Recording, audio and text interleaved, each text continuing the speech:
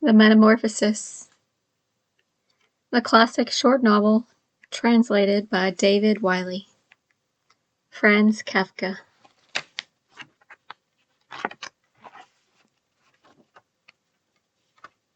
Introduction. Franz Kafka. Franz Kafka, 3rd July 1883 to 3rd June 1924, was one of the major fiction writers of the 20th century. He was born to a middle-class, German-speaking Jewish family in Prague, Bohemia, presently the Czech Republic, Austria-Hungary. His unique body of writing, much of which is incomplete and which was mainly published posthumously, is considered to be among the most influential in Western literature. His stories include The Metamorphosis of 1912 and In the Penal Colony, 1914, while his novels are The Trial of 1925, The Castle, 1926, and America, 1927. Kafka's writing attracted little attention until after his death. During his lifetime, he published only a few short stories and never finished any of his novels. With the possible exception of The Metamorphosis, which some consider to be a short novel. Prior to his death, Kafka wrote to his friend and literary executor Max Brod, quote, "Dearest Max, my last request, everything I leave behind me in ways of diaries, manuscripts, letters, my own and others, sketches, and so on, is to be burned unread." End quote. Brod overrode Kafka's wishes, believing that Kafka had given these directions to him specifically because Kafka knew he would not honor them. Brod had told him as much. His lover, Dora Diamant, also ignored his wishes, secretly keeping up to 20 notebooks and 35 letters until they were confiscated by the Gestapo in 1933. An ongoing international search is being conducted for these missing Kafka papers. Brod, in fact, would oversee the publication of most of Kafka's work in his possession, which soon began to attract attention and high critical regard. All of Kafka's published works, except for several letters he wrote in Czech to Melania Jasenka, were written in German. 1. One morning when Gregor Samsa woke from troubled dreams, he found himself transformed in his bed into a horrible vermin. He lay on his armor-like back, and if he lifted his head a little he could see his brown belly slightly domed and divided by arches into stiff sections. The bedding was hardly able to cover it, and it seemed ready to slide off at any moment. His many legs, pitifully thin compared to the size of the rest of him, waved about helplessly as he looked. "What's happened to me?" he thought. It wasn't a dream. His room, a proper human room, although a little too small, lay peacefully between its 4 familiar walls. A collection of textile samples lay spread out on the table. Samsa was traveling a salesman, and above it there hung a picture that he had recently cut out of an illustrated magazine and housed in a nice gilded frame. It showed a lady fitted out with a fur hat and a fur boa who sat upright, raising a heavy fur muff that covered the whole of her lower arm towards the viewer. Gregor then turned to look out the window at the dull weather. Drops of rain could be heard hitting the pane, which made him feel quite sad. "How about if I sleep a little bit longer and forget all this nonsense?" he thought. But that was something he was unable to do because he was used to sleeping on his right, and in his present state, couldn't get into that position. However hard he threw himself onto his right, he always rolled back to where he was. He must have tried it 100 times, shut his eyes so that he wouldn't have to look at the floundering legs, and only stopped when he began to feel a mild, dull pain there that he had never felt before. Oh God, he thought. What a strenuous career it is that I have chosen. Traveling day in and day out, doing business like this takes much more effort than doing your own business at home. And on top of all of that, there's a curse of traveling, worries about making train connections, bad and irregular food, contact with different people all the time so that you can never get to know anyone or become friendly with them. It can all go to hell.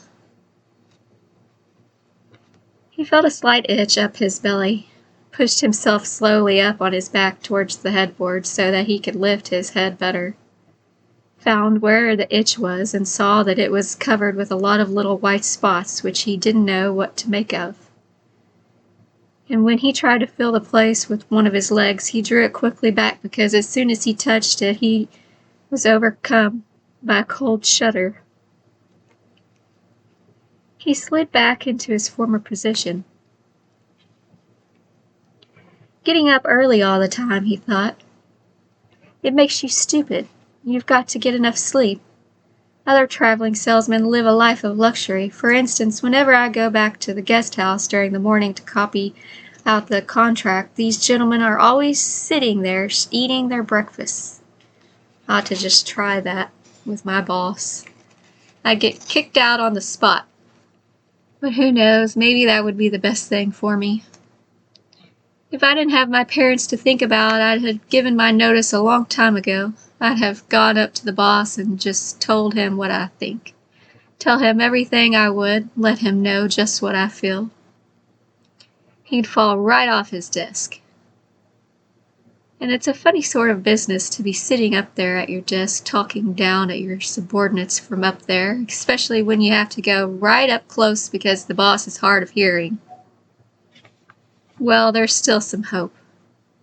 Once I've got the money together to pay off my parents' debt to him.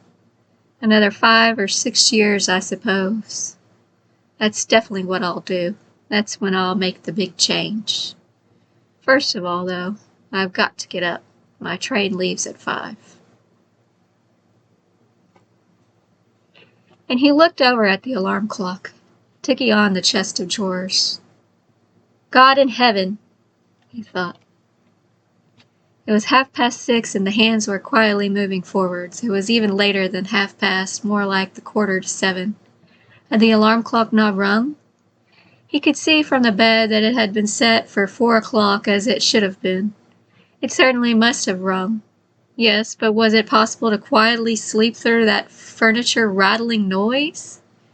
True, he had not slept peacefully, but probably all the more deeply because of that. What should he do now? The next train went at 7. If he were to catch that, he would have to rush like mad, and the collection of samples was still not packed, and he did not at all feel particularly fresh and lively. And even if he did catch the train, he would not avoid his boss's anger, as the office assistant would have been there to see the 5 o'clock train go. He would have put in his report about Gregor's not being there for a long time ago. The office assistant was the boss's man, spineless, and with no understanding. What about if he reported sick? But that would be extremely strained and suspicious, as in 15 years of service Gregor had never once yet been ill. His boss would certainly come round with a doctor from the medical insurance company, accuse his parents of having a lazy son, and accept the doctor's recommendation not to make any claim, as the doctor believed that no one was ever ill, but that many were work-shy. And what's more, would he have been entirely wrong in this case? Gregor did, in fact, apart from excessive sleepiness, after sleeping for so long, feel completely well and even felt much hungrier than usual. He was still hurriedly thinking all this through, unable to decide to get out of the bed. When the clock struck 7:15, there was a cautious knock at the door near his head. "Gregor," somebody called. It was his mother. "It's 7:15. Didn't you want to go somewhere?" That gentle voice. Gregor was shocked when he heard his own voice answering. It could hardly be recognized as the voice he had had before. As if from deep inside him there was a painful and uncontrollable squeaking mixed in with it. The words could be made out at first, but then there was a sort of echo, which made them unclear, leaving the hearer unsure whether he had heard properly or not. Gregor had wanted to give a full answer and explain everything, but in the circumstances contented himself with saying, "Yes, Mother, yes, thank you, I'm getting up now." The change in Gregor's voice probably could not be noticed outside through the wooden door, as his mother was satisfied with his explanation and shuffled away. But this short conversation made the other members of the family aware that Gregor, against their expectations, was still at home, and soon his father came knocking at one of the side doors gently, but with his fist. "Gregor, Gregor," he called, "what's wrong?" And after a short while he called again with a warning deepness in his voice. "Gregor, Gregor!" At the other side of the door his sister came plaintively. "Gregor? Aren't you well? Do you need anything?" Gregor answered to both sides, "I'm ready now," making an effort to remove all the strangeness from his voice by enunciating very carefully and putting long pauses between each individual word. His father went back to his breakfast, but his sister whispered, "Gregor, open the door, I beg of you." Gregor, however, had no thought of opening the door, and instead congratulated himself for his cautious habit, acquiring from his traveling, of locking all doors at night, even when he was at home. The first thing he wanted to do was to get up in peace without being disturbed, to get dressed, and most of all to have his breakfast. Only then would he consider what to do next, as he was well aware that he would not bring his thoughts to any sensible conclusions by lying in bed. He remembered that he had felt a slight pain in bed, perhaps caused by lying awkwardly, but that had always turned off to be a pure imagination, and he wondered how his imaginings would slowly resolve themselves today. He did not have the slightest doubt that the change in his voice was nothing more than the first sign of a serious cold, which was an occupational hazard for a traveling salesman. It was a simpler matter to throw off the covers. He had blown himself up a little, and they fell off by themselves. But it became difficult after that, especially as he was so exceptionally broad. He would have used his arms and his hands to push himself up, but instead of them he only had all his little legs continuously moving in different directions, and which he was moreover unable to control. He wanted to bend one of them. Then that was the first one that would stretch itself out. And if he finally managed to do what he wanted with that leg, all the others seemed to be set free and would move about painfully. "This is something that can't be done in bed," Gregor said to himself, "so don't keep trying to do it." First thing he wanted to do was get the lower part of his body out of the bed, but he had never seen this lower part and could not imagine what it looked like. It turned out to be too hard to move. It went so slowly, and finally almost in a frenzy, when he carelessly shoved himself forwards with all the force he could gather. He chose the wrong direction, hit hard against the lower bedpost, and learned from the burning pain he felt that the lower part of his body might well, at present, be the most sensitive. So then he tried to get the top of his body out of the bed first, carefully turning his head to the side. This he managed quite easily, and despite its breadth and its weight, the bulk of his body eventually followed slowly in the direction of the head. But when he had at last got his head out of the bed and into the fresh air, it occurred to him that if he let himself fall, it would be a miracle if his head were not injured, so he became afraid to carry on pushing himself forward the same way. And he could not knock himself out now at any price. Better to stay in bed than lose consciousness. It took just as much effort to get back to where he had been earlier. But when he lay there sighing and was once more watching his leg as they struggled against each other even harder than before, that was possible. He could think of no way of bringing peace and order into this chaos. He told himself once more that it was not possible for him to stay in bed, and that the most sensible thing to do would be to get free of it in whatever way he could, at whatever sacrifice. At the same time, though, he did not forget to remind himself that calm consideration was much better than rushing to desperate conclusions. At times like this, he would direct his eyes to the window and look out as clearly as he could. But unfortunately, even the other side of the narrow street was enveloped in morning fog, and the view had little confidence or cheer to offer him. 7 o'clock already, he said to himself when the clock struck again. 7 o'clock, and there's still a fog like this. And he lay there quietly a while longer, breathing lightly as if perhaps expected the total stillness to bring things back to their real and natural state. But then he said to himself, before it strikes 7:15, I'll definitely have got properly out of bed, and by then somebody will have come round from work to ask what's happening to me as well, as they open up at work before 7 o'clock. And so he set himself to the task of swinging the entire length of his body out of the bed, all at the same time. If he succeeded in falling out of bed in this way and kept his head raised as he did, so he could probably avoid injuring it. His back seemed to be quite hard, and probably nothing would happen to it falling onto the carpet. His main concern was for the loud noise he was about to make, and which he even through all the doors would probably raise concern, if not alarm. But it was something that had to be risked. When Gregor was already sticking halfway out of bed, the new method was more of a game than an effort. All he had to do was rock back and forth. It occurred to him how simple everything would be if somebody came to help him. 2 strong people, he had his father and the maid in mind, would have been more than enough.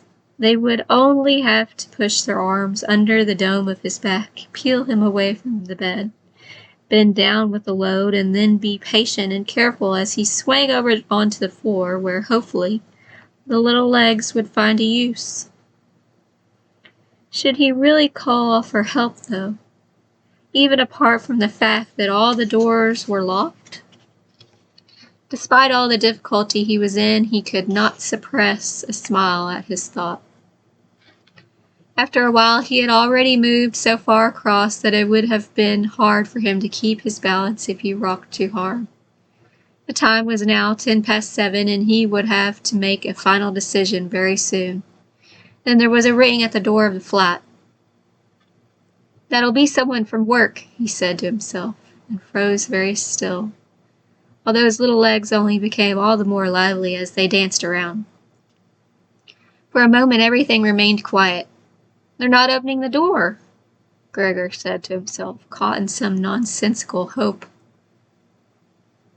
But then, of course, the maid's firm steps went to the door as ever and opened it. Gregor only needed to hear the visitor's first words of greeting, and he knew who it was. The chief clerk himself. Why did Gregor have to be the only one condemned to work for a company where they immediately became highly suspicious at the slightest shortcoming? Were all the employees, every one of them, louts? Was there not one of them who was faithful and devoted, who would go so mad with the pangs of conscience that he couldn't get out of bed even if he didn't spend at least a couple of hours in the morning on company business? Was it really not enough to let one of the trainees make inquiries, assuming inquiries were even necessary? Did the chief clerk have to come himself? And did they have to show the whole innocent family that this was so suspicious that only the chief clerk could be trusted to have the wisdom to investigate it?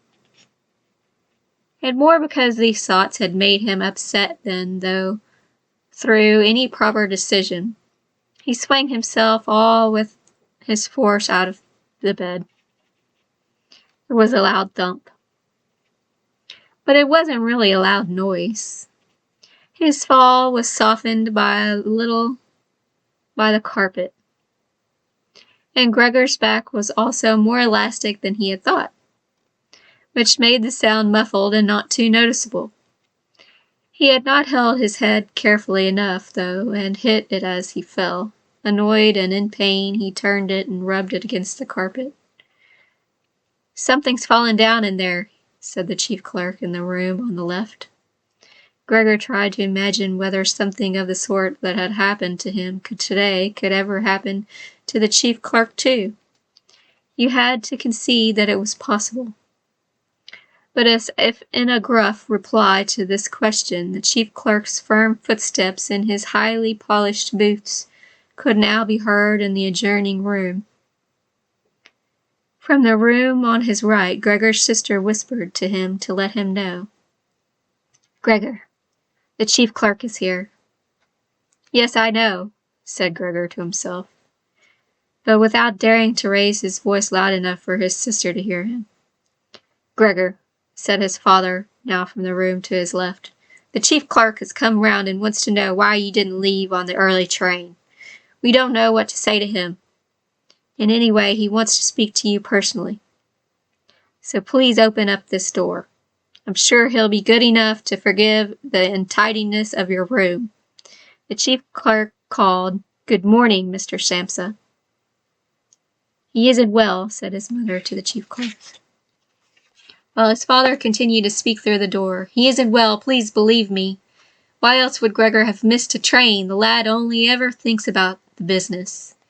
It nearly makes me cross the way he never goes out in the evenings. He's been in town for a week now, but stayed home every evening. He sits with us in the kitchen and just reads the paper or studies train timetables. His idea of relaxation is working with his fretsaw.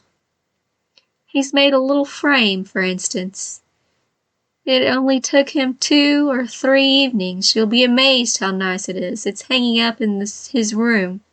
You'll see it as soon as Gregor opens the door. Anyway, I'm glad you're here. We wouldn't have been able to get Gregor to open the door by ourselves. He's so stubborn, and I'm sure he isn't well. He said this morning that he is, but he isn't." "I'll be in there in a moment," said Gregor slowly and thoughtfully, but without moving so that he wouldn't miss any word of the conversation. "Well, I can't think of any other way of explaining it, Mr. Samsa," said the chief clerk.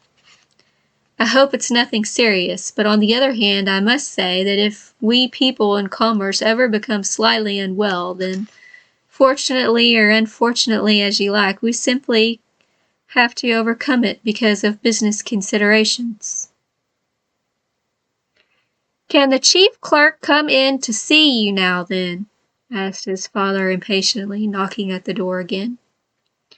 "No," said Gregor. In the room on his right there followed a painful silence. In the room on his left his sister began to cry. So why did his sister not go and join the others? She had probably only just got up and had not even begun to get dressed. And why was she crying? Was it because he had not got up and had not let the chief clerk in? Because he was in danger of losing his job, and if that happened, his boss would once more pursue their parents with the same demands as before? There was no need to worry about things like that yet. Gregor was still there and had not the slightest intention of abandoning his family. For the time being, he just lay there on the carpet. And no one who knew the condition he was in would seriously have expected him to let the chief clerk in. It was only a minor discourtesy, and a suitable excuse could easily be found for it later on. It was not something for which Gregor could be sacked on the spot, and it seemed to Gregor much more sensible to leave him now in peace instead of disturbing him with talking at him and crying. But the others didn't know what was happening. They were worried. That would excuse their behavior. The chief clerk now raised his voice. "Mr. Samsa," he called to him. "What is wrong? You barricade yourself in your room, give us no more than yes or no for an answer. You are causing a serious and unnecessary concern to your parents, and you fail, and I mention this, by the way, you fail to carry out your business duties in a way that is quite unheard of. I'm speaking here on behalf of your parents and of your employer, and really must request a clear and immediate explanation.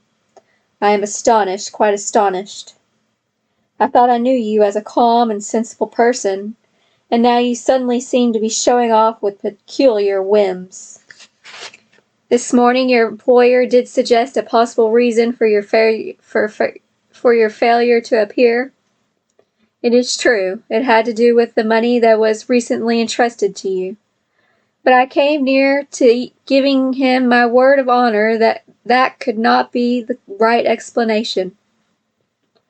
But now that I see your incomprehensible stubbornness, I no longer feel any wish whatsoever to intercede on your behalf. And nor is your position all that secure. I had originally intended to say all this to you in private, but since you caused me to waste my time here for no good reason, I don't see why your parents should not also learn of it. Your turnover has been very unsatisfactory of late. I grant you that it's not the time of year to do especially good business. We recognize that, but there is simply no time of year to do no business at all, Mr. Samsa. We cannot allow there to be." "But, sir," called Gregor, beside himself and forgetting all else in excitement. "I'll open up immediately. Just a moment. I'm slightly unwell, an attack of dizziness. I haven't been able to get up. I'm still in bed now. I'm quite fresh again now, though. I'm just getting out of bed. Just a moment. Be patient. It's not quite as easy as I'd thought. I'm quite all right now, though. It's shocking what can suddenly happen to a person. I was quite all right last night. My parents know about it. Perhaps better than me. I had a small symptom of it last night already. They must have noticed it. I don't know why I didn't let you know at work. But you always think you can get over an illness without staying at home. Please don't make my parents suffer. There's no basis for any of the accusations you're making. Nobody's ever said a word to me about any of these things. Maybe you haven't read the latest contracts I sent in. I sent off with the 8 o'clock train as well. These few hours of rest have given me strength. You don't need to wait, sir. I'll be in the office soon after you, and please be so good as to tell that to the boss and recommend me to him." And while Gregor gushed out these words, hardly knowing what he was saying, he made his way over to the chest of drawers. This was easily done, probably because of the practice he had already had in bed. For now he had tried to get himself upright. He really did want to open the door, really did want to let them see and to speak with the chief clerk. The others were being so insistent, and he was curious to learn what they could say when they caught a sight of him. If they were shocked, then it would no longer be Gregor's responsibility and he could rest. If, however, they took everything calmly, he would still have no reason to be upset, and if he hurried, he really could be at the station for 8 o'clock. The few times he tried to climb up on the smooth chest of drawers, he just slid down again. But he finally gave himself one last swing and stood there upright. The lower part of his body was in serious pain, but he no longer gave any attention to it. Now let himself fall against the back of a nearby chair and held tightly to the edges of it with his little legs. By now he had also calmed down. and kept quiet so that he could listen to what the chief clerk was saying. "Did you understand a word of all that?" the chief clerk asked his parents. "Surely he's not trying to make a fool of us."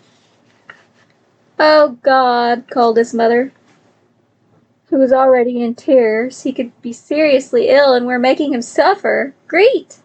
Greet!" she then cried. "Mother," his sister called from the other side. They communicated across Gregor's room. "You'll have to go for the doctor straight away. Gregor is ill. Quick, get the doctor. Did you hear the way Gregor spoke just now?" "That was the voice of an animal," said the chief clerk, with a calmness that was in contrast with his mother's screams. "Anna, Anna," his father called into the kitchen through the entrance hall, clapping his hands. "Get a locksmith here now." And the two girls, their skirts swishing, immediately ran out through the hall, wrenching open the front door of the flat as they went. How had his sister managed to get dressed so quickly? There was no sound of the door banging shut again. They must have left it open. People often do in homes where something awful has happened. Gregor, in contrast, had become much calmer. So they couldn't understand his words anymore, although they seemed clear enough to him. Clearer than before. Perhaps his ears had become used to the sound. They had realized, though, that there was something wrong with him and were ready to help. The first response to his situation had been confident and wise, and that made him feel better. He felt that he had been drawn back in among people, and from the doctor and the locksmith he expected great and surprising achievements, although he did not really distinguish one from the other. Whatever was said next would be crucial, so in order to make his voice as clear as possible, he coughed a little, but taking care to do this not too loudly, as even this might as well sound different from the way that a human coughs, and he was no longer sure he could judge this for himself. Meanwhile, it had become very quiet in the next room. Perhaps his parents were sat at the table whispering with the chief clerk, or perhaps they were all pressed against the door and listening. Gregor slowly pushed his way over to the door with the chair. Once there, he let go of it and threw himself onto the door, holding himself upright against it, using the adhesive on the tips of his legs.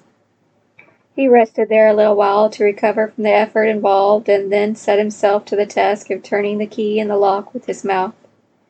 He seemed, unfortunately, to have no proper teeth.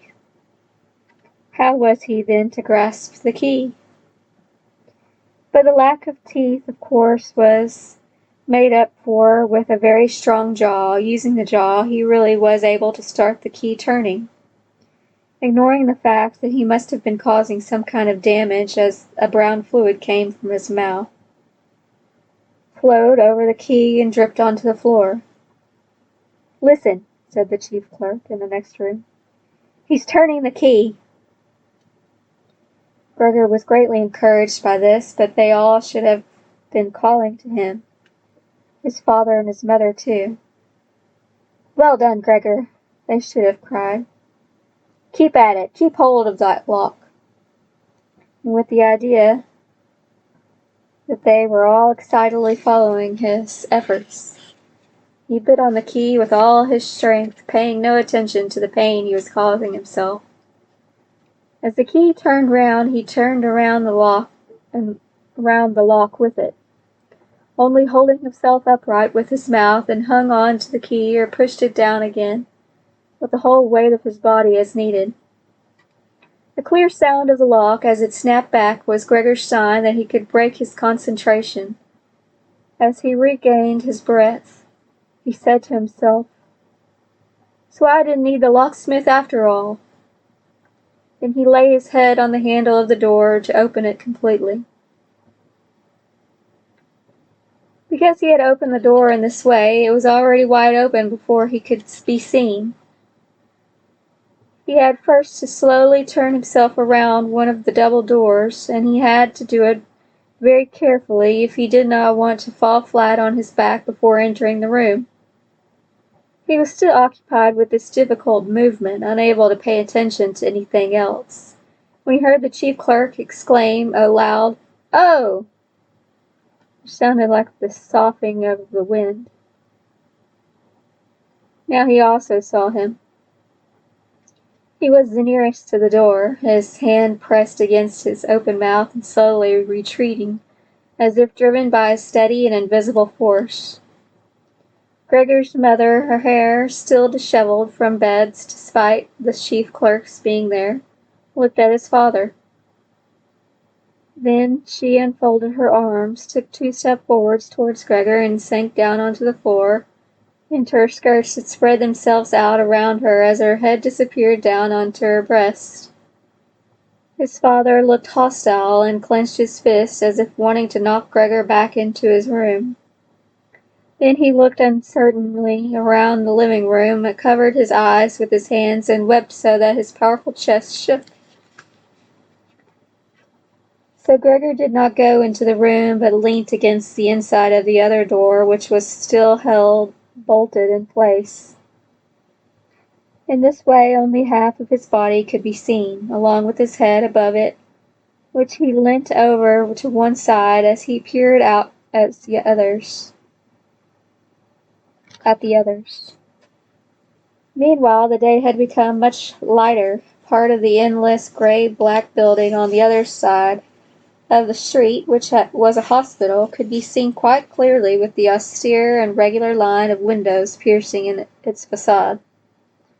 The rain was still falling, now throwing down large individual droplets which hit the ground one at a time. The washing up from the breakfast lay on the table. There was so much of it because for Gregor's father, breakfast was the most important meal of the day, and he would stretch it out for several hours as he sat reading a number of different newspapers. On the wall, exactly opposite, there was a photograph of Gregor when he was a lieutenant in the army, his sword in his hand and a carefree smile on his face as he called forth respect for his uniform and bearing. The door to the entrance hall was open, and as the front door of the flat was also open, he could see onto the landing and the stairs where they began their way down below. "Now then," said Gregor, well aware that he was the only one to have kept calm. "I'll get dressed straight away now, pack up my samples, and set off. Will you please just let me leave? You can see," he said to the chief clerk, "that I'm not stubborn and I like to do my job. Being a commercial traveler is arduous, but without traveling I couldn't earn my living. So where are you going? Into the office? Yes? Will you report everything accurately then? It's quite possible for someone to be temporarily unable to work, but that's just the right time to remember what's been achieved in the past and consider that later on. Once the difficulty has been removed, he will certainly work with all the more diligence and concentration. You're well aware that I'm seriously in debt to our employer, as well as having to look after my parents and my sister, so that I'm trapped in a difficult situation. But I will work my way out of it again. Please don't make things any harder for me than they already are. And don't take sides against me at the office. I know that nobody likes the travelers. They don't think we earn an enormous wage as well as having a soft time of it. That's just prejudice, but they have no particular reason to think better. But you, sir, have a better overview than the rest of the staff. In fact, if I can say this in confidence, a better overview than the boss himself. It's very easy for a businessman like him to make mistakes about his employees and judge them more harshly than he should. And you're also well aware that we travelers spend almost the whole year away from the office, so that we can very easily fall victim to gossip and chance and groundless complaints, and it's almost impossible to defend yourself from that sort of thing. We don't usually even hear about them, or if at all, it's when we arrive back home exhausted from a trip, and that's when we feel the harmful effects of what's been going on without even knowing what caused them. Please don't go away. At least first say something to show that you grant that I'm at least partly right. But the chief clerk had turned away as soon as Gregor had started to speak, and with protruding lips only stared back at him over his trembling shoulders as he left. He did not keep still for a moment while Gregor was speaking, but moved steadily towards the door without taking his eyes off him. He moved very gradually, as if there had been some secret prohibition on leaving the room. It was only when he had reached the entrance hall that he made a sudden movement, drew his foot from the living room, and rushed forward in a panic. In the hall he stretched his right hand far out towards the stairway, as if out there were some supernatural force waiting to save him. Gregor realized that it was out of the question to let the chief clerk go away in this mood, if his position in the firm was not to be put into extreme danger. That was something his parents did not understand very well. Over the years they had become convinced that this job would provide for Gregor for his entire life, and besides they had so much to worry about at present that they had just lost sight of any thought for the future. Gregor, though, did think about the future. The chief clerk had to be held back, calmed down, convinced, and finally won over. The future of Gregor and his family depended on it. If only his sister were here. She was clever. She was already in tears while Gregor was still lying peacefully on his back. And the chief clerk was a lover of women. Surely she could persuade him. She would close the front door in the entrance hall and talk him out of his shocked state. But his sister was not there. Gregor would have to do the job himself. And without considering that, he still was not familiar with how well he could move about in his present state, or that his speech still might not, or probably would not, be understood. He let go of the door, pushed himself through the opening, tried to reach the chief clerk on the landing, who, ridiculously, was holding on to the banister with both hands, but Gregor fell immediately over and, with a little scream as he sought something to hold on to, landed on his numerous little legs. Hardly had that happened to him. For the first time that day, he began to feel all right with his body. The little legs had the solid ground under them. To his pleasure, they did exactly as he told them. They were even making the effort to carry him where he wanted to go, and he was soon believing that all his sorrows would soon finally be at an end. He held back the urge to move, but swayed from side to side as he crouched there on the floor. His mother was not far away in front of him, and seemed at first quite engrossed in herself. But then she suddenly jumped up with her arms outstretched and her fingers spread, shouting, "Help! For pity's sake, help!" The way she held her head suggested she wanted to see Gregor better. But the unthinking way she was hurrying backwards showed that she did not. She had forgotten that the table was behind her with all the breakfast things on it. When she reached the table, she sat quickly down on it without knowing what she was doing, without even seeming to notice that the coffee pot had been knocked over and a gush of coffee was pouring down onto the carpet. "Mother, mother," said Gregor gently, looking up at her. He had completely forgotten the chief clerk for the moment, but could not help himself snapping in the air with his jaws at the sight of the flow of coffee. That set his mother screaming anew. She fled from the table and into the arms of his father as he rushed towards her. Gregor, though, had no time to spare for his parents now. The chief clerk had already reached the stairs. With his chin on the banister, he looked back for the last time. Gregor made a run for him. He wanted to be sure of reaching him. The chief clerk must have expected something, as he leapt down several steps at once and disappeared, his shouts resounding all around the staircase. The flight of the chief clerk seemed, unfortunately, to put Gregor's father into a panic as well. Until then he had been relatively self-controlled, but now, instead of running after the chief clerk himself, or at least not impeding Gregor as he ran after him, Gregor's father seized the chief clerk's stick in his right hand. The chief clerk had left it behind on the chair, along with his hat and overcoat, picked up a large newspaper from the table with his left, and used them to drive Gregor back into his room, stamping his foot at him as he went. Gregor's appeals to his father were of no help. His appeals were simply not understood. However much he humbly turned his head, his father merely stamped his foot all the harder. Across the room, despite the chilly weather, Gregor's mother had pulled open a window, leaned far out of it, and pressed her hands to her face.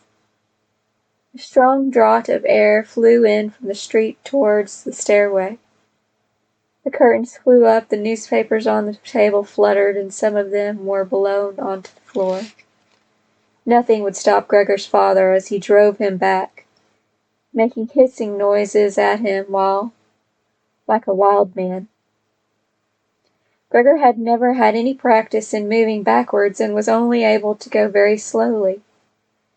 If Gregor had only been allowed to turn around, he would have been back in his room straight away. But he was afraid that if he took the time to do that, his father would become impatient, and there was the threat of a lethal blow to the back or head from the stick in his father's hand in any moment. Eventually, though, Gregor realized that he had no choice, as he saw, to his disgust, that he was quite incapable of going backwards in a straight line. So he began as quickly as possible, and with frequent anxious glances at his father, to turn himself round. He went very slowly, but perhaps his father was able to see his good intentions, as he did nothing to hinder him. In fact, now and then he used the tip of his stick to give directions from a distance as to which way to turn. If only his father would stop that unbearable hissing. It was making Gregor quite confused.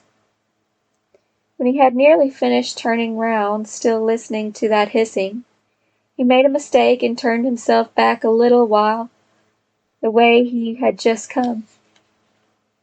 He was pleased when he finally had his head in front of the doorway, but then saw that it was too narrow, and his body was too broad to get through it without further difficulty. In his present mood, it obviously did not occur to his father to open the other door of the double door so that Gregor would have enough space to get through.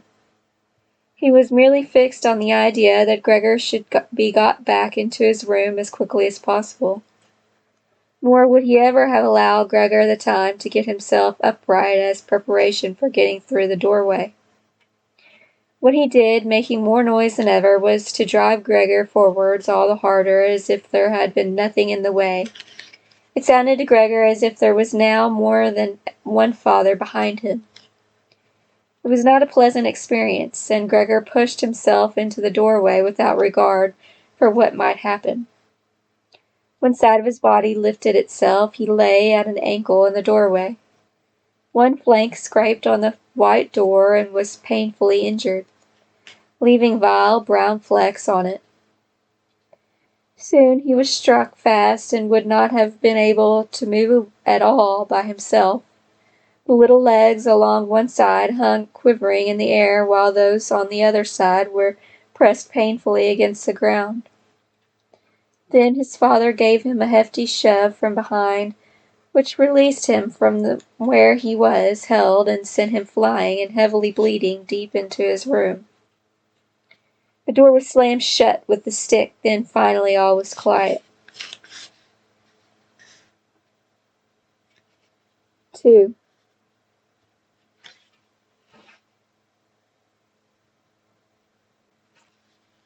It was not until it was getting dark that evening that Gregor awoke from his deep and coma-like sleep. He would have woken soon afterwards anyway if he hadn't been disturbed, as he had had enough sleep and felt fully rested. But he had had the impression that some hurried steps and the sound of the door leading into the front room being carefully shut had woken him. The light from the electric street lamp shone palely here and there onto the ceiling and tops of the furniture, but down below where Gregor was, it was dark. He pushed himself over to the door, feeling his way clumsily with his antennae, of which he was now beginning to learn the value, in order to see what had been happening there. The whole of his left side seemed like one painfully stretched scar, and he limped badly on his 2 rows of legs. One of the legs had been badly injured in the events of that morning. It was nearly a miracle that only one of them had been and dragged along lifelessly. It was only when he had reached the door that he realized what it actually was that had drawn him over to it. It was the smell of something to eat. By the door there was a dish filled with sweetened milk with little pieces of white bread floating in it. It was so pleased he almost laughed, as he was even hungrier than he had been that morning, and immediately dipped his head into the milk, nearly covering his eyes with it. But he soon drew his head back again in disappointment. Not only did the pain in his tender left side make it difficult to eat the food, he was only able to eat it if his whole body worked together as a snuffling whole. But the milk did not taste at all nice. Milk like this was normally his favorite drink, and his sister had certainly left it there for him because of that. But he turned almost against his own will away from the dish and crawled back into the center of the room. Through the crack in the door, Gregor could see that the gas had been lit in the living room. His father at this time would normally be sat with his evening paper, reading it out in a loud voice to Gregor's mother and sometimes to his sister. But there was now not a sound to be heard. Gregor's sister would often write and tell him about this reading, but maybe his father had lost the habit in recent times. It was so quiet all around, too, even though there must have been somebody in the flat. "What a quiet life it is the family lead," said Gregor to himself, and gazing into the darkness, felt a great pride that he was able to provide a life like that in such a nice home for his sister and parents. What now if all this peace and wealth and comfort should come to a horrible and frightening end? That was something that Gregor did not want to think about too much. So he started to move about, crawling up and down the room.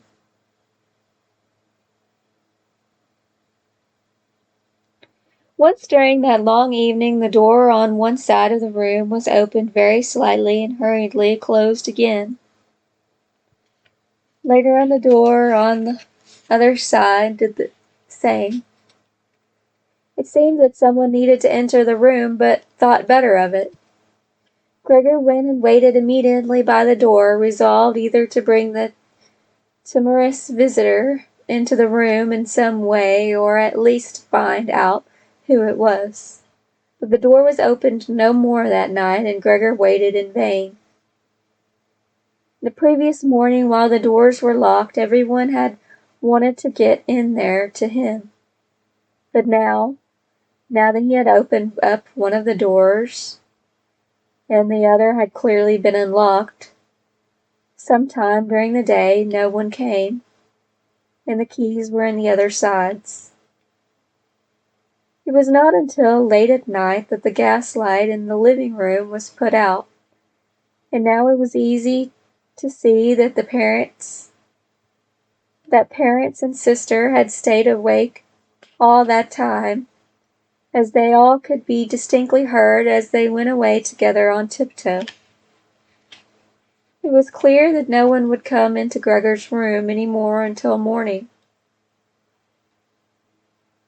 That gave him plenty of time to think undisturbed about how he would have to rearrange his life. For some reason, the tall, empty room where he was forced to remain made him feel uneasy as he lay there flat on the floor, even though he had been living in it for 5 years. Hardly aware of what he was doing other than a slight feeling of shame, he hurried under the couch. It pressed down on his back a little, and he was no longer able to lift his head, but nonetheless felt immediately at ease, and his only regret was that his body was too broad to get it all underneath. He spent the whole night there. Some of the time he passed in a light sleep, although he frequently woke from it in an alarm because of his hunger, and some of the time was spent in worries and vague hopes which, however, always led to the same conclusion. For the time being he must remain calm. He must show the patience and the greatest consideration so that his family could bear the unpleasantness that he in his present condition was forced to impose on them. Gregor soon had the opportunity to test the strength of his decisions. As early as the next morning, almost before the night had ended, his sister, nearly fully dressed, opened the door from the front room and looked anxiously in. She did not see him straight away, but when she did notice him under the couch, he had to be somewhere, for God's sake. He couldn't have flown away. She was so shocked that she lost control of herself and slammed the door shut again from the outside. But she seemed to regret her behavior as she opened the door again straight away and came in on tiptoe, as if entering the room of someone seriously ill, or even of a stranger. Gregor had pushed his head forward right to the edge of the couch and watched her. Would she notice that he had left the milk as it was? Realize that it was not from any lack of hunger, and bring him in some other food that was more suitable? If she didn't do it herself, he would rather go hungry than draw her attention to it, although he did feel a terrible urge to rush forward from under the couch, throw himself at his sister's feet, and beg her for something good to eat. However, his sister noticed the full dish immediately and looked at it and the few drops of milk splashed around it with some surprise. She immediately picked it up, using a rag, not her bare hands, and carried it out. Gregor was extremely curious as to what she would bring in its place, imagining the wildest possibilities. But he never could have guessed what his sister, in her goodness, actually did bring. In order to test his taste, she brought him a whole selection of things, all spread out on a newspaper. There were old, half-rotten vegetables, bones from the evening meal, covered in white sauce that had gone hard, a few raisins and almonds, some cheese that Gregor had declared inedible 2 days before, a dry roll and some bread spread with butter and salt, as well as all that she had poured some water into the dish, which had probably been permanently set aside for Gregor's use, and placed it beside them.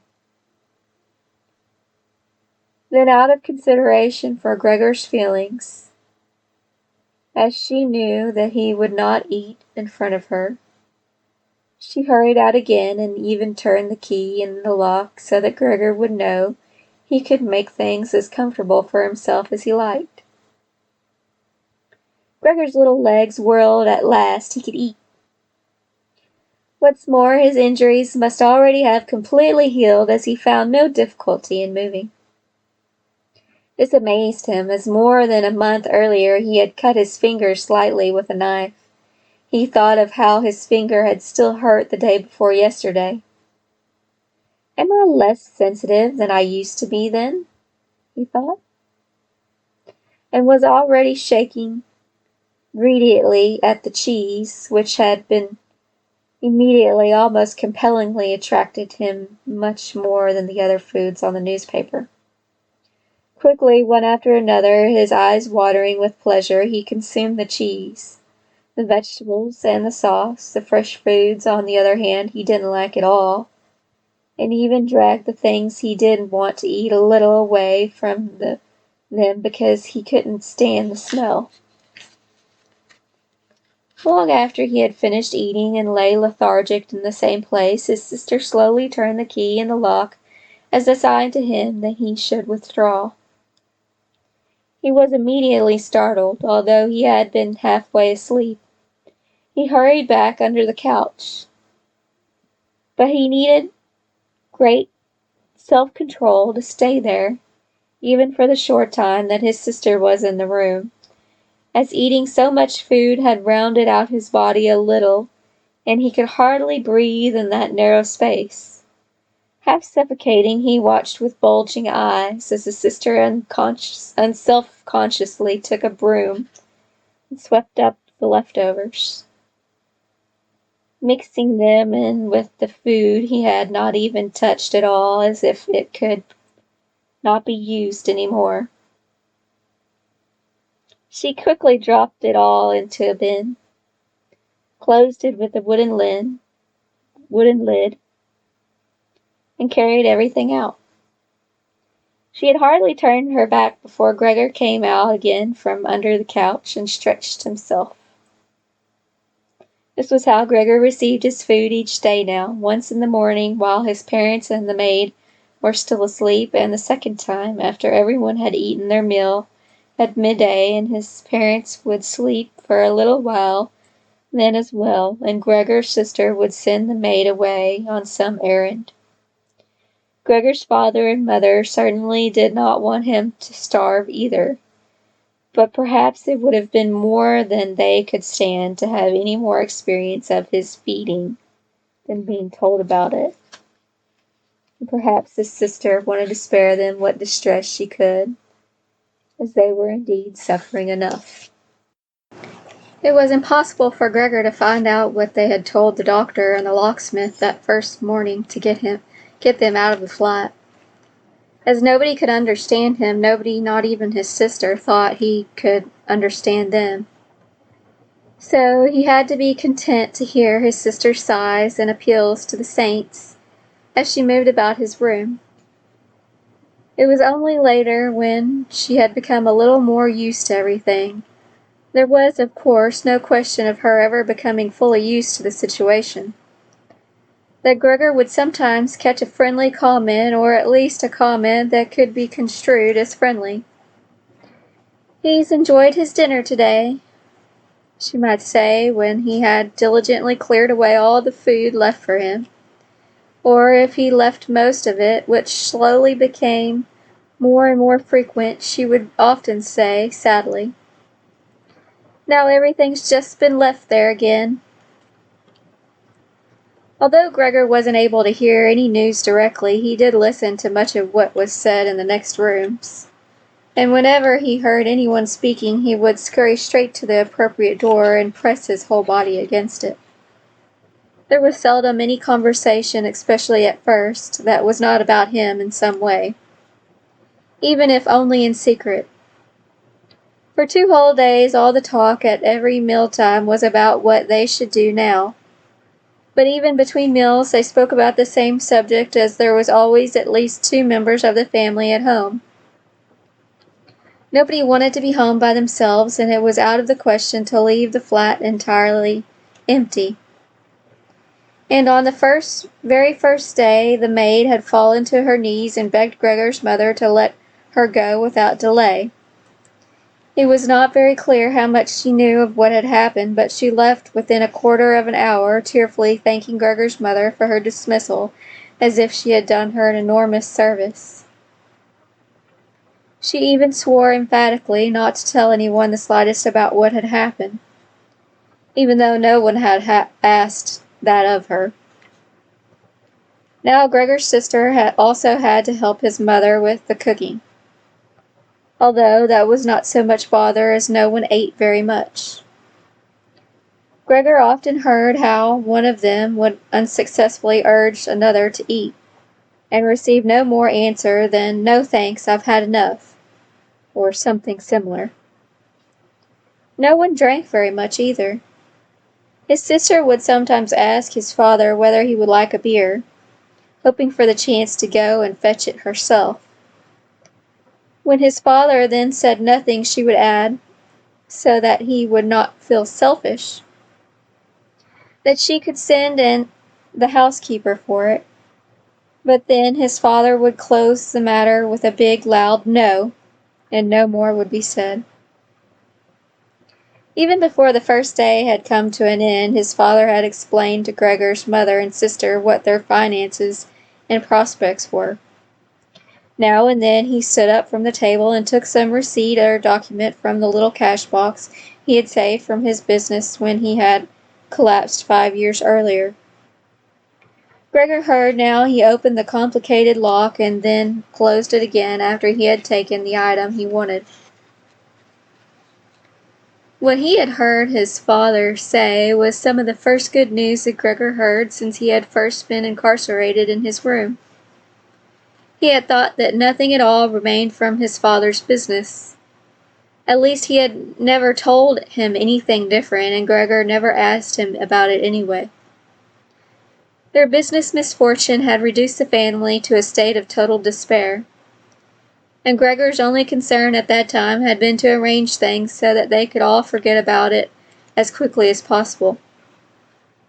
So then he started working especially hard with a fiery vigor that raised him from a junior salesman to a traveling representative almost overnight, bringing with it the chance to earn money in quite different ways. Gregor converted his success at work straight into cash that he could lay on the table at home for the benefit of his astonished and delighted family. They had been good times, and they had never come again, at least not with the same splendor. Even though Gregor had later earned so much that he was in a position to bear the costs of the whole family, and did bear them, they had even gotten used to it. Both Gregor and the family, they took the money with gratitude, and he was glad to provide it, although there was no longer much warm affection given in return. Gregor only remained close to his sister now. Unlike him, she was very fond of music and a gifted and expressive violinist. It was his secret plan to send her to the conservatory next year, even though it would have caused great expense that would have to be made up for in some other way. During Gregor's short periods in town, conversation with his sister would often turn to conservatory, but it was only ever mentioned as a lovely dream that could never be realized. Their parents did not like to hear this innocent talk, but Gregor thought about it quite hard and decided he would let them know what he planned with the grand announcement of it on Christmas Day. That was the sort of totally pointless saying that went through his mind in the present state. Pressed upright against the door and listening, there were times when he simply became too tired to continue listening, when his head would fall wearily against the door and he would put it up again with a start, as even the slightest noise he caused would be heard next door, and they would all go silent. "What's that he's doing now?" his father would say after a while, clearly having gone over to the door, and only then would the interrupted conversation slowly be taken up again.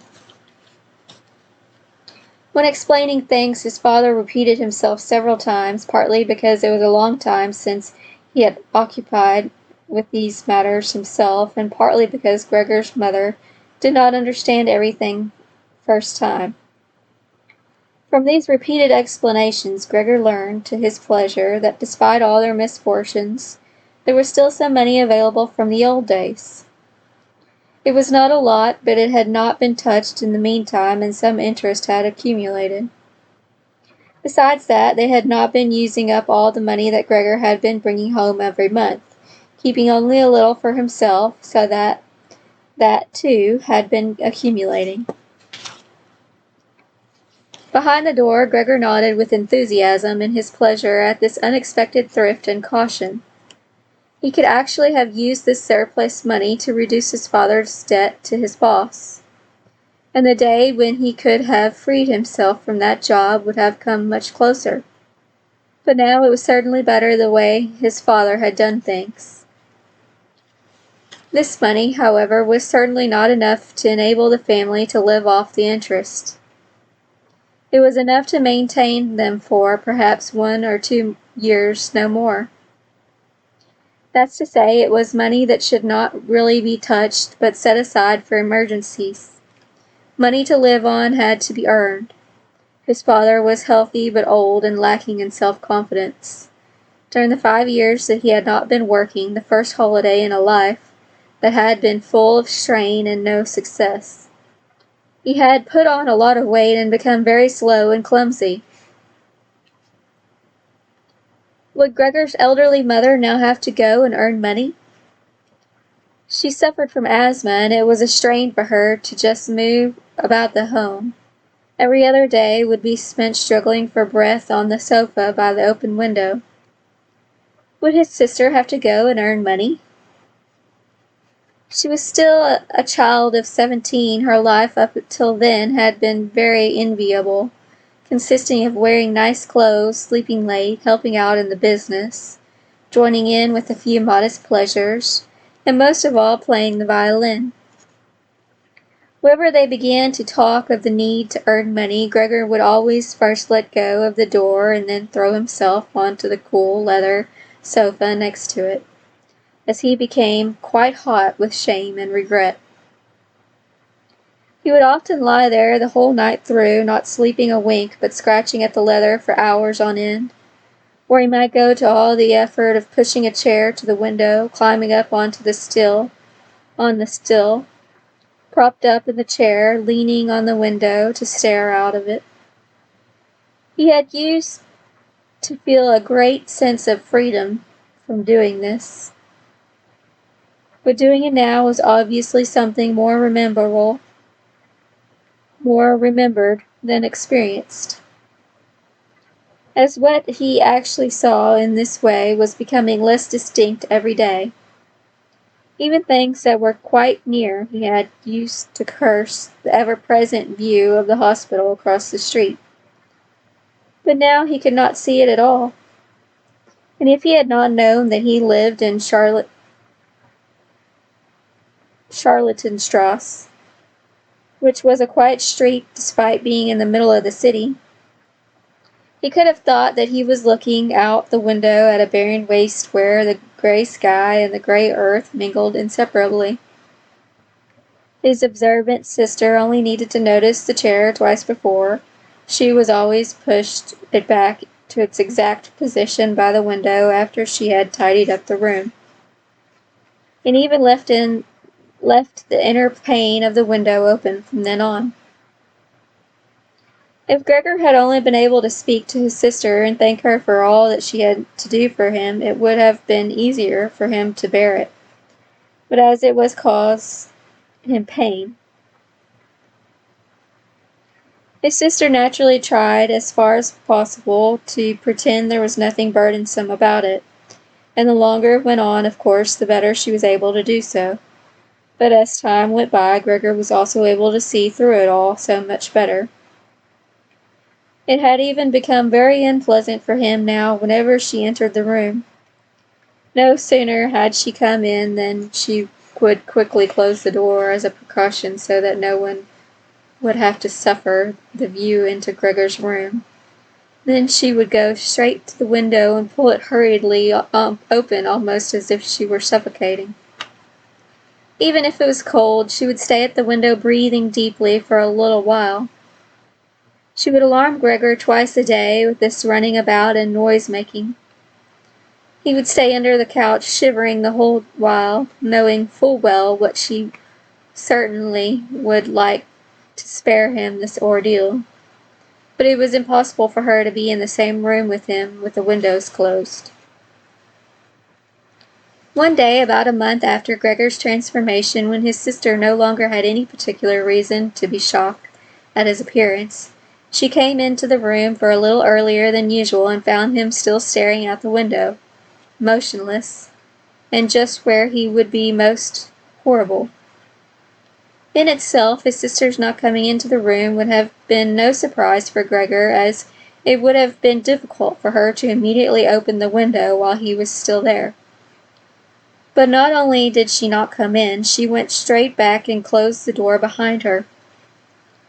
A stranger would have thought he had threatened her and tried to bite her.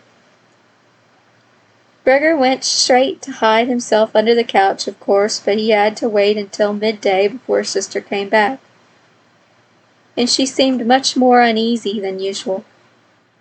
It made him realize that she still found his appearance unbearable and would continue to do so.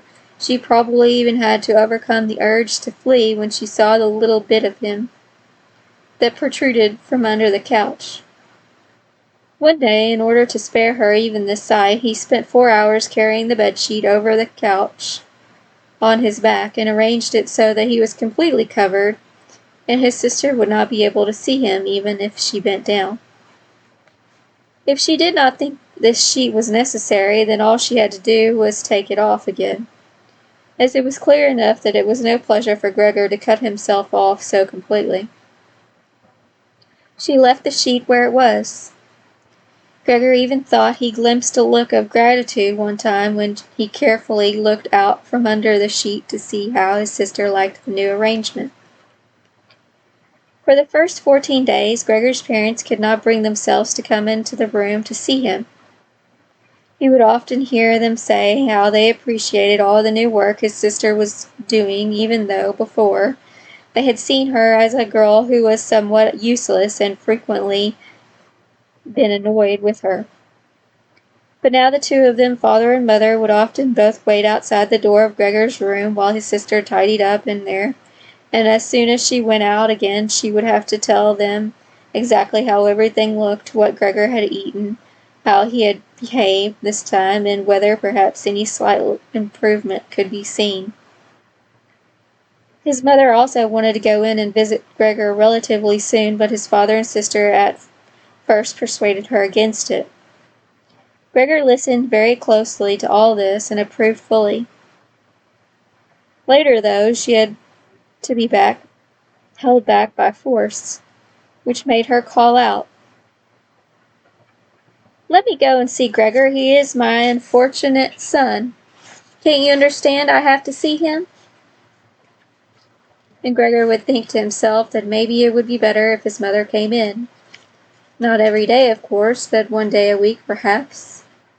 She could understand everything much better than his sister, who, for all her courage, was still just a child after all, and really might not have had an adult's appreciation of the burdensome job she had taken on. Gregor's wish to see his mother was soon realized. Out of consideration for his parents, Gregor wanted to avoid being seen at the window during the day. The few square meters of the floor did not give him much more room to crawl about. It was just hard to lie quietly through the night. His food stopped giving him any pleasure at all, and so, to entertain himself, he got into the habit of crawling up and down the walls and ceiling. He was especially fond of hanging from the ceiling. It was quite different from lying on the floor. He could breathe more freely. His body had a light swing to it, and up there, relaxed and almost happy, it might happen that he would surprise even himself by letting go of the ceiling and landing on the floor with a crash. But now, of course, he had far better control of his body than before, and even with a fall as great as that, caused himself no damage. Very soon his sister noticed Gregor's new way of entertaining himself. He had, after all, left traces of the adhesive from his feet as he crawled about, and got it into her head to make it as easy as possible for him by removing the furniture that got in his way, especially the chest of drawers and the desk. Now this was not something she would be able to do by herself. She did not dare to ask for help from her father. The 16-year-old maid had carried on bravely since the cook had left, but she certainly would not have helped in this.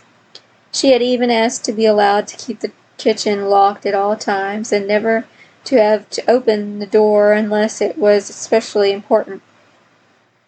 So his sister had no choice but to choose some time when Gregor's father was not there and fetch his mother to help her. As she approached the room, Gregor could hear his mother express her joy. But once at the door, she went silent. First, of course, his sister came in and looked around to see that everything in the room was all right. And only then did she let her mother enter. Gregor had hurriedly pulled the sheet down lower over the couch and put more folds into it, that everything really looked as if it had just been thrown down by chance. Gregor also refrained this time from spying out from under the sheet. He gave up the chance to see his mother until later, and was simply glad that she had come. "You can come in, he can't be seen," said his sister, obviously leading her in by the hand. The old chest of drawers was too heavy for a pair of feeble women to be heaving about, but Gregor listened as they pushed it from its place, his sister always taking on the heaviest part of the work for herself, and ignoring her mother's warnings that she would strain herself. This lasted a very long time. After laboring at it for 15 minutes or more, his mother said it would be better to leave the chest where it was. For one thing, it was too heavy for them to get the job finished before Gregor's father got home, and leaving it in the middle of the room, it would be in his way even more. And for another thing, it wasn't even sure that taking the furniture away would really be any help to him. She thought just the opposite. The sight of the bare walls saddened her right to the heart. And why wouldn't Gregor feel the same way about it? He'd been used to his furniture in his room for a long time, and it would make him feel abandoned to be in an empty room like that. Then, quietly, almost whispering as if wanting Gregor, whose whereabouts she did not know, to hear, not even the tone of her voice, as she was convinced that he did not understand her words, she added, "And by taking the furniture away, won't it seem like we're showing that we've given up all hope of improvement, and we're abandoning him to cope for himself? I think it'd be best to leave the room exactly the way it was before, so that when Gregor comes back to us again, he'll find everything unchanged, and he'll be able to forget the time in between all the easier." Hearing these words from his mother made Gregor realize that the lack of any direct human communication, along with the monotonous life led by the family during these 2 months, must have made him confused. He could think of no other way of explaining to himself why he had seriously wanted his room emptied out. Had he really wanted to transform his room into a cave? A warm room fitted out with the nice furniture he had inherited? That would have let him crawl around unimpeded in any direction, but it also would have let him quickly forget his past when he had still been human. He had come very close to forgetting, and it had only been the voice of his mother, unheard for so long, that had shaken him out of it. Nothing should be removed, everything had to stay. No, he could not do without the good influence the furniture had on his condition, and if the furniture made it difficult for him to crawl about mindlessly, that was not a loss but a great advantage. His sister, unfortunately, did not agree. She had become used to the idea, not without reason, that she was Gregor's spokesman to his parents about the things that concerned him. This meant that his mother's advice now was sufficient reason for her to insist on removing not only the chest of drawers and the desk, as she had thought at first, but all the furniture apart from the all-important couch. It was more than childish perversity, of course, or the unexpected confidence she had recently acquired, that made her insist. She had indeed noticed that Gregor needed a lot of room to crawl about in, whereas the furniture, as far as anyone could see, was of no use to him at all. Girls of that age, though, do become enthusiastic about things and feel they must get their way whenever they can. Perhaps this was what tempted Greet to make Gregor's situation seem even more shocking than it was, so that she could do even more for him. Greet would probably be the only one who dare enter a room dominated by Gregor crawling about the bare walls by himself.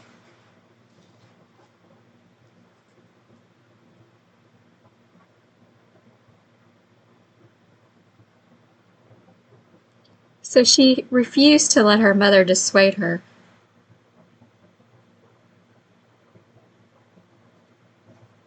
Gregor's mother already looked uneasy in his room. She soon stopped speaking and helped Gregor's sister to get the chest of drawers out with what strength she had. The chest of drawers was something that Gregor could do without if he had to, but the writing desk had to stay. Hardly had the two women pushed the chest of drawers groaning out of the room than Gregor poked his head out from under the couch to see what he could do about it. He meant to be as careful and considerate as he could, but unfortunately it was his mother who came back first, while Greet in the next room had her arms round the chest, pushing and pulling at it from side to side by herself without, of course, moving it an inch. His mother was not used to the sight of Gregor. He might have made her ill. So Gregor hurried back towards the far end of the couch. In his startlement, though, he was not able to prevent the sheet at its front from moving a little. It was enough to attract his mother's attention. She stood very still, remained there for a moment, and then went back out to greet.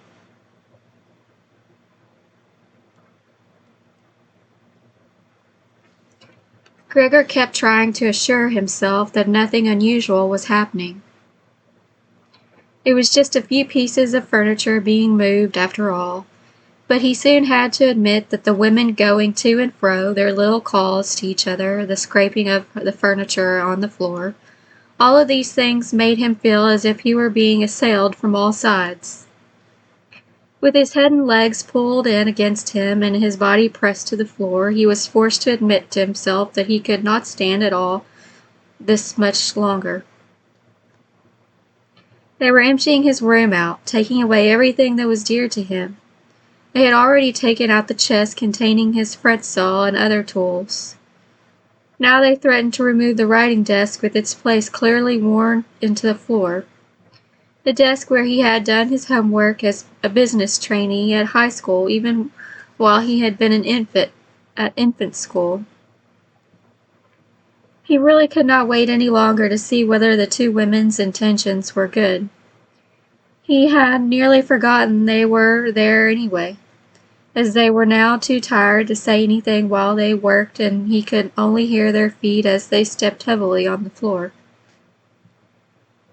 So while the women were leant against the desk in the other room, catching their breath, he sallied out, changed direction 4 times, not knowing what he should have first, before his attention was suddenly caught by the picture on the wall, which was already denuded of everything else that had been on it, of the lady dressed in copious fur.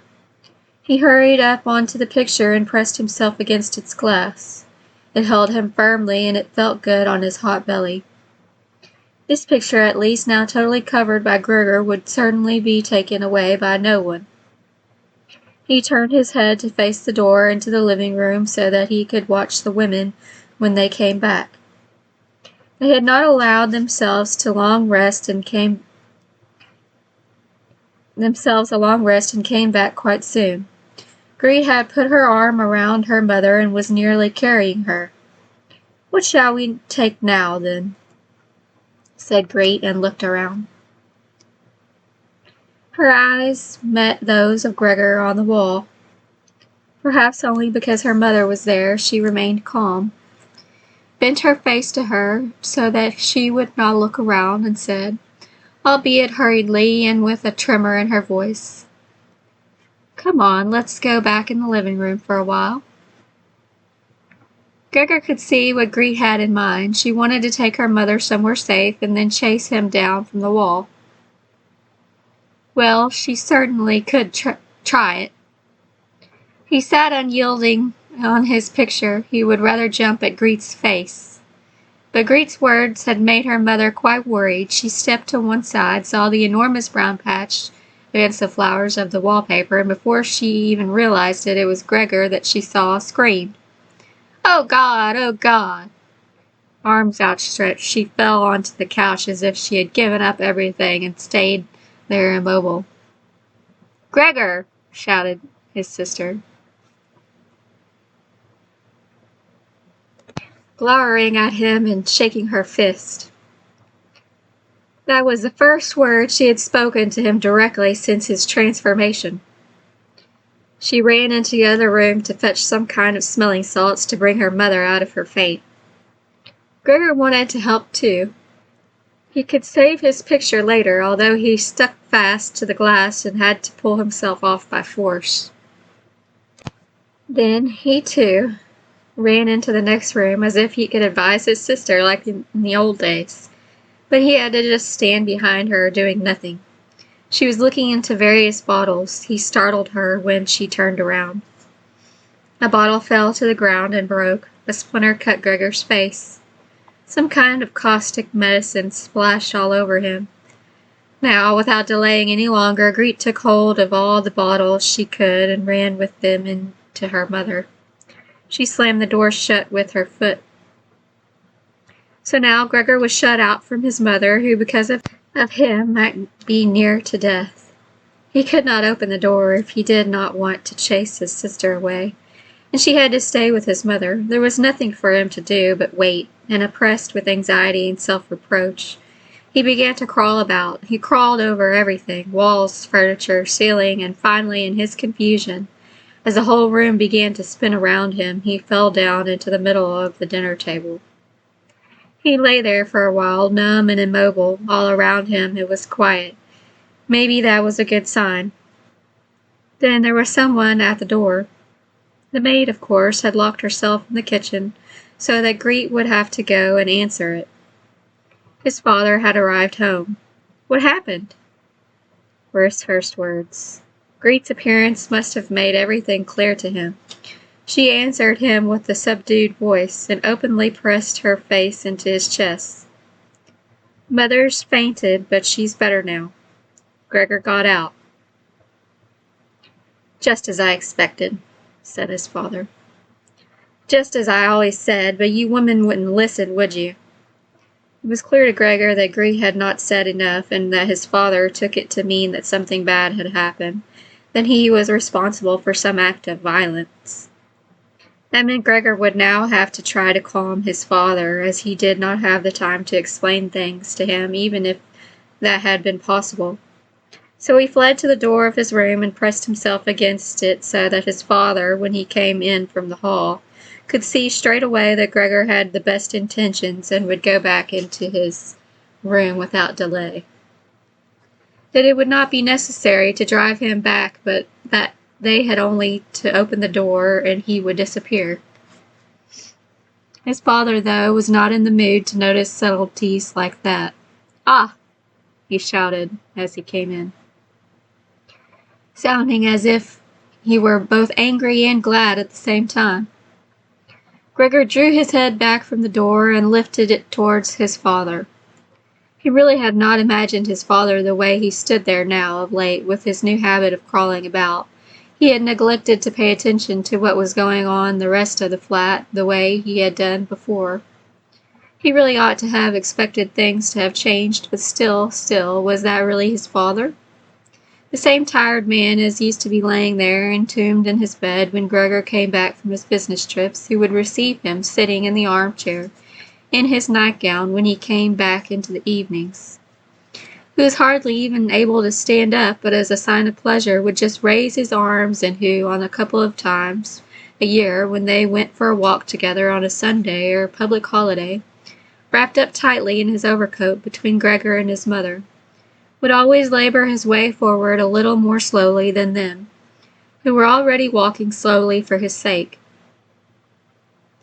who would place his stick down carefully, and, if he wanted to say something, would invariably stop and gather his companions around him. He was standing up straight enough now, dressed in a smart blue uniform with gold buttons, the sort worn by employees at the banking institute. Above the high, stiff collar of the coat, his strong double chin emerged. Under the bushy eyebrows, his piercing dark eyes looked out of fresh and alert.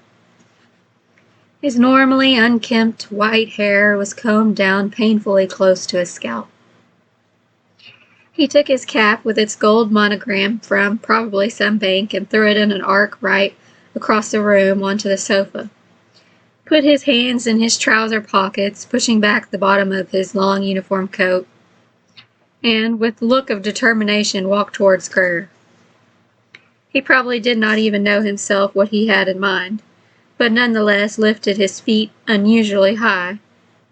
Gregor was amazed at the enormous size of the soles of his boots, but wasted no time with that. He knew full well, right from the first day of his new life, that his father thought it necessary to always be extremely strict with him. And so he ran up to his father, stopped when his father stopped, scurried forwards again when he moved, even slightly. In this way they went round the room several times without anything decisive happening, without even giving the impression of a chase, as everything went slowly. Gregor remained all the time on the floor, largely because he feared his father might see it as especially provoking if he fled onto the wall or ceiling. Whatever he did, Gregor had to admit that he certainly would not be able to keep up this running about for long.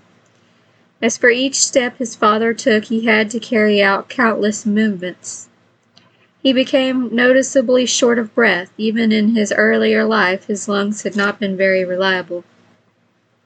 Now, as he lurched about in his efforts to muster all the strength he could for running, he could hardly keep his eyes open. His thoughts became too slow for him to think of any other way of saving himself than running. He almost forgot the walls were there for him to use, although here they were concealed behind carefully carved furniture, full of notches and protrusions. Then, right beside him, lightly tossed, something flew down and rolled in front of him. It was an apple. Then another one immediately flew at him. Gregor froze in shock. There was no longer any point in running, as his father had decided to bombard him. He had filled his pockets with fruit from the bowl on the sideboard, and now, without even taking the time for a careful aim, threw one apple after another. These little red apples rolled about on the floor, knocking into each other as if they had electric motors.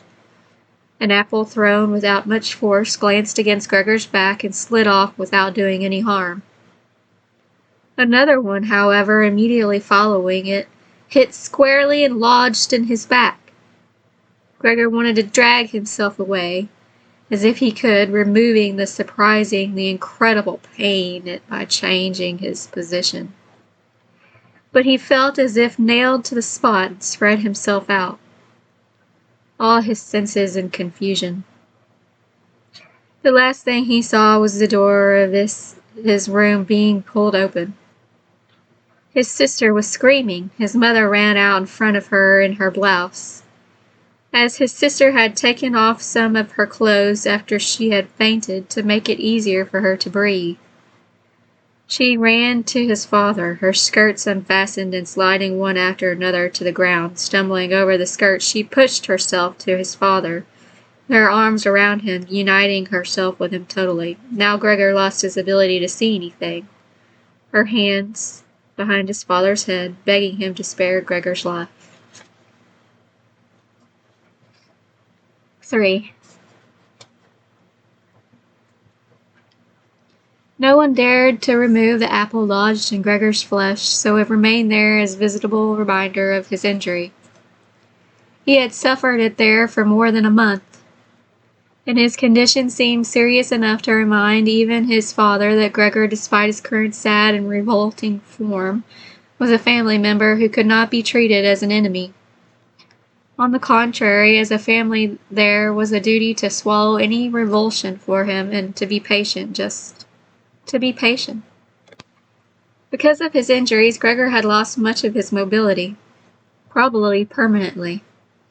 He had been reduced to the condition of an ancient invalid, and it took him long minutes to crawl across his room. Crawling over the ceiling was out of the question. But his deterioration in his condition was fully, in his opinion, made up for by the door to the living room being left open every evening. He got into the habit of closely watching it for 1 or 2 hours before it was opened, and then, lying in the darkness of his room where he could not be seen from the living room, he could watch the family in the light of the dinner table and listen to their conversation. With everyone's permission in a way, and thus quite differently from before. They no longer held the lively conversations of earlier times. Of course, the ones that Gregor always thought about with longing when he was tired and getting into the damp bed in some small hotel room. All of them were usually very quiet nowadays. Soon after dinner, his father would go to sleep in his chair. His mother and sister would urge each other to be quiet. His mother, bent deeply under the lamp, would sew fancy underwear for a fashion shop. His sister, who had taken a sales job, learned shorthand and French in the evenings, so that she might be able to get a better position later on. Sometimes his father would wake up and say to Gregor's mother, "You're doing so much sewing again today," as if he did not know that he had been dozing. And then he would go back to sleep again, while mother and sister would exchange a tired grin. With a kind of stubbornness, Gregor's father refused to take his uniform off even at home. While his nightgown hung unused on its peg, Gregor's father would slumber where he was, fully dressed as if always ready to serve and expecting to hear the voice of the superior, even here. The uniform had not been new to start with, but as a result of this it slowly became even shabbier despite the efforts of Gregor's mother and sister to look after it. Gregor would often spend the whole evening looking at all the stains on his coat, with its gold buttons always kept polished and shiny, while the old man in it would sleep, highly uncomfortable but peaceful. As soon as it struck 10, Gregor's mother would speak gently to his father to wake him and try to persuade him to go to bed, as if he couldn't sleep properly where he was, and he really had to get his sleep if he wants to be up at 6 to get to work. But since he had been in work, he had become more obstinate and would always insist on staying longer at the table, even though he regularly fell asleep, and it was then harder than ever to persuade him to exchange the chair for his bed. Then, however much mother and sister would importune him with little reproaches and warnings, he would keep slowly shaking his head for a quarter of an hour with his eyes closed and refusing to get up. Gregor's mother would tug at his sleeve, whisper endearments into his ear. Gregor's sister would leave her work to help her mother, but nothing would have any effect on him. He would just sink deeper into his chair. Only when the 2 women took him under the arms, he would abruptly open his eyes, look at them one after the other, and say, "What a life! This is what peace I get in my old age." And supported by the 2 women, he would lift himself up carefully, as if he were carrying the greatest load himself, let the women take him to the door, send them off, and carry on by himself, while Gregor's mother would throw down her needle and his sister her pen so that they could run after his father and continue being of help to him. Who in this tired and overworked family would have had time to give more attention to Gregor than was absolutely necessary? The household budget became even smaller, so now the maid was dismissed. An enormous thick-boned chairwoman with white hair that flapped around her head came every morning and evening to do the heaviest work. Everything else was looked after by Gregor's mother on top of the large amount of sewing work she did. Gregor even learned, listening to the evening conversation about what price they had hoped for, that several items of jewelry belonging to the family had been sold, even though both mother and sister had been very fond of wearing them at functions and celebrations. But the loudest complaint was that although the flat was much too big for their present circumstances, they could not move out of it. There was no imaginable way of transferring Gregor to the new address. He could see quite well, though, that there were more reasons than consideration for him that made it difficult for them to move. It would have been quite easy to transport him in any suitable crate with a few air holes in it. The main thing holding the family back from their decision to move was more to do with their total despair, and the thought that they had been struck with a misfortune unlike anything experienced by anyone else they knew or were related to. They carried out absolutely everything that the world expects from poor people. Gregor's father brought bank employees their breakfast. His mother sacrificed herself by washing clothes for strangers. His sister ran back and forth behind her desk at the behest of the customers, but they did not have the strength to do any more. And the injury in Gregor's back began to hurt as much as when it was new. After they had come back from taking his father to bed, Gregor's mother and sister would now leave their work where it was and sit close together, cheek to cheek.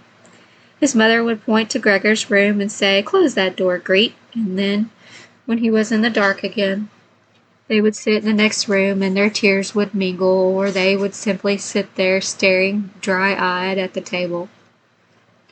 Gregor hardly slept at all, either night or day.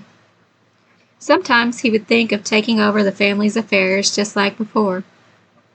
The next time the door was opened, he had long forgotten about his boss and the chief clerk, but they would appear again in his thoughts, the salesman and the apprentices, the stupid tea-boy, 2 or 3 friends from other businesses, one of the chambermaids from the provincial hotel, a tender memory that appeared and disappeared again, a cashier from a hat shop, for whom his attention had been serious but too slow. All of them appeared to him, mixed together with strangers and others he had forgotten. But instead of helping him and his family, they were all of them inaccessible, and he was glad when they disappeared. Other times he was not at all in the mood to look after his family. He was filled with simple rage about the lack of attention he was shown. And although he could think of nothing he would have wanted, he made plans of how he could get into the pantry where he could take all the things he was entitled to, even if he was not hungry. Gregor's sister no longer thought about how she could please him, but would hurriedly push some food or other into his room with her foot before she rushed out to work in the morning and at midday. And in the evening she would sweep it away again with the broom, indifferent as to whether it had been eaten or, more often than not, had been left totally untouched. She still cleared up the room in the evening, but now she could not have been any quicker about it. Smears of dirt were left on the walls. Here and there were little balls of dust and filth. At first Gregor went into one of the worst of these places when his sister arrived as a reproach to her. But he could have stayed there for weeks without his sister doing anything about it. She could see the dirt as well as he could, but she had simply decided to leave him to it. At the same time, she became touchy in a way that was quite new for her, and which everyone in the family understood. Cleaning up Gregor's room was for her and her alone. Gregor's mother did once thoroughly clean his room and needed to use several bucketfuls of water to do it. Although that much dampness also made Gregor ill, and he lay flat on the couch, bitter and immobile. But his mother was to be punished still more for what she had done. As hardly had his sister arrived home in the evening that she noticed the change in Gregor's room, and highly aggrieved, ran back into the living room, where, despite her mother's raised and imploring hands, she broke into convulsive tears. Her father, of course, was startled out of his chair, and the two parents looked on astonished and helpless. Then they, too, became agitated.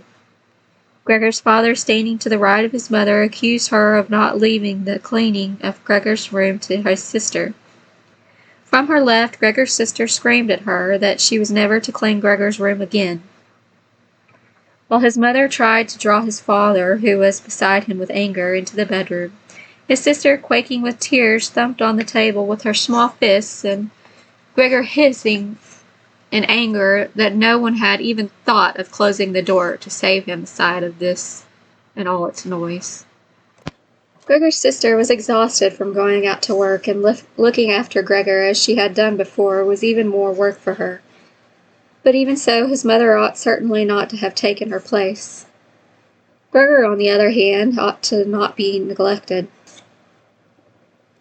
Now, though, the charwoman was here. This elderly widow, with a robust bone structure that made her able to withstand the hardest things in her long life, wasn't really repelled by Gregor.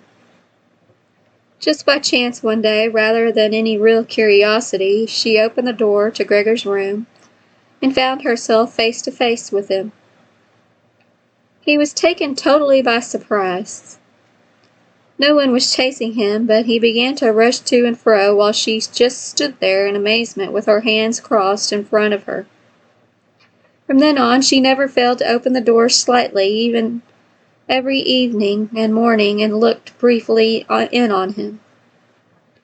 At first she would call to him as she did with words that she probably considered friendly, such as, "Come on then, you old dung beetle," or, "Look at the old dung beetle there." Gregor never responded to being spoken to in that way, but just remained where he was without moving, as if the door had never been opened. If only they had told this chairwoman to clean up his room every day instead of letting her disturb him for no reason whenever she felt like it. One day early in the morning, while a heavy rain struck the window panes, perhaps indicating that spring was coming, she began to speak to him in that way once again. Gregor was so resentful of it that he started to move toward her. He was slow and infirm, but it was like a kind of attack. Instead of being afraid, the charwoman just lifted up one of the chairs from near the door and stood there with her mouth open, clearly intending not to close her mouth until the chair in her hand had been slammed down into Gregor's back. "Aren't you coming any closer, then?" she asked when Gregor turned around again, and she calmly put the chair back in the corner. Gregor had almost entirely stopped eating. Only if he happened to find himself next to the food that had been prepared for him, he might take some of it into his mouth to play with it, leave it there a few hours, and then more often than not spit it out again. At first he thought it was distress at the state of his room that stopped him eating, but he had soon got used to the changes he made there. They had got into the habit of putting things into the room that he had no room for anything else. And there were now many such things as one of the rooms in the flat had been rented out to 3 gentlemen. These earnest gentlemen, all 3 of them, had full beards, as Gregor learned peering through the crack in the door one day, were painfully insistent on things being tidy. This meant not only in their own room, but since they had taken a room in this establishment, in the entire flat, and especially in the kitchen. Unnecessary clutter was something they could not tolerate, especially if it was dirty. They had moreover brought most of their own furnishings and equipment with them. For this reason, many things had become superfluous, which, although they could not be sold, the family did not wish to discard. All these things found their way into Gregor's room. The dustbins from the kitchen found their way in there too. The charwoman was always in a hurry, and anything she couldn't use for the time being she would just chuck in there. He, fortunately, would usually see no more than the object in the hand that held it. The woman most likely meant to fetch the things back out again when she had time and the opportunity, or to throw everything out in one go. But what actually happened was that they were left there where they landed when they had first been thrown, unless Gregor made his way through the junk and moved it somewhere else. At first he moved it because there were no other room free where he could crawl about, he was forced to. But later on he came to enjoy it, although moving about in the way left him sad and tired to death, and he would remain immobile for hours afterwards. The gentleman who rented the room would sometimes take their evening meal at home in the living room that was used by everyone, and so the door to his room was often kept closed in the evening. But Gregor found it easy to give up having the door open. He had, after all, often failed to make use of it when it was open, and without the family having noticed it, laying in his room in the darkest corner. One time, though, the charwoman left the door to the living room slightly open, and it remained open when the gentleman who rented the room came into the evening and the light was put on. They sat up at the table where formerly Gregor had taken his meals with his father and mother. They unfolded the serviettes, and picked up their knives and forks. Gregor's mother immediately appeared in the doorway with a dish of meat, and soon behind her came his sister with a dish piled high with potatoes. The food was steaming, and filled the room with its smell. The gentleman bent over the dishes set in front of them as if they wanted to test the food before eating it. And the gentleman in the middle, who seemed to count as an authority for the other two, did indeed cut off a piece of meat while it was still in its dish, clearly wishing to establish whether it was sufficiently cooked or whether it should be sent back to the kitchen. It was to his satisfaction, and Gregor's mother and sister, who had been looking on anxiously, began to breathe again and smiled. The family themselves ate in the kitchen. Nonetheless, Gregor's father came into the living room there before he went into the kitchen, bowed once with his cap in his hand, and did his round off the table. The gentlemen stood as one and mumbled something into their beards. Then, once they were alone, they ate in near perfect silence. It seemed remarkable to Gregor that above all the various noises of eating, their chewing teeth could still be heard, as if they had wanted to show Gregor that you need teeth in order to eat, and if it was not possible to perform anything with jaws that are toothless, however nice they might be. "I'd like to eat something," said Gregor anxiously.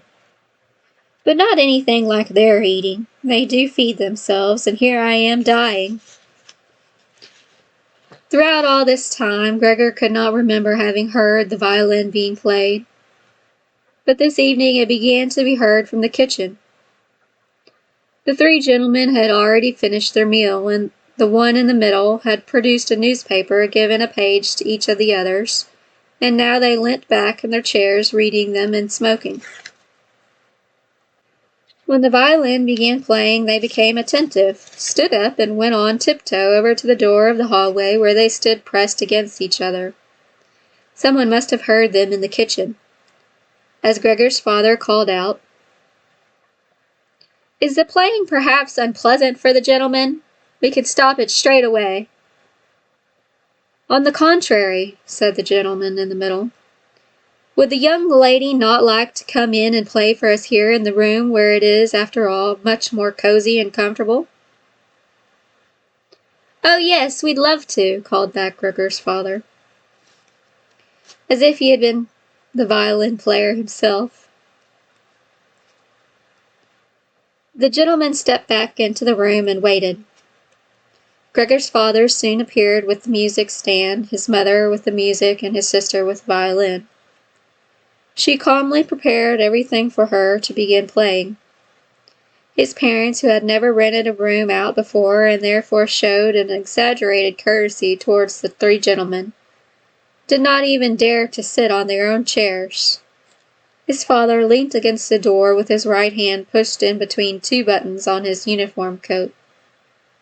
His mother, though, was offered a seat by one of the gentlemen and sat, leaving the chair where the gentleman happened to have placed it, out of the way in a corner.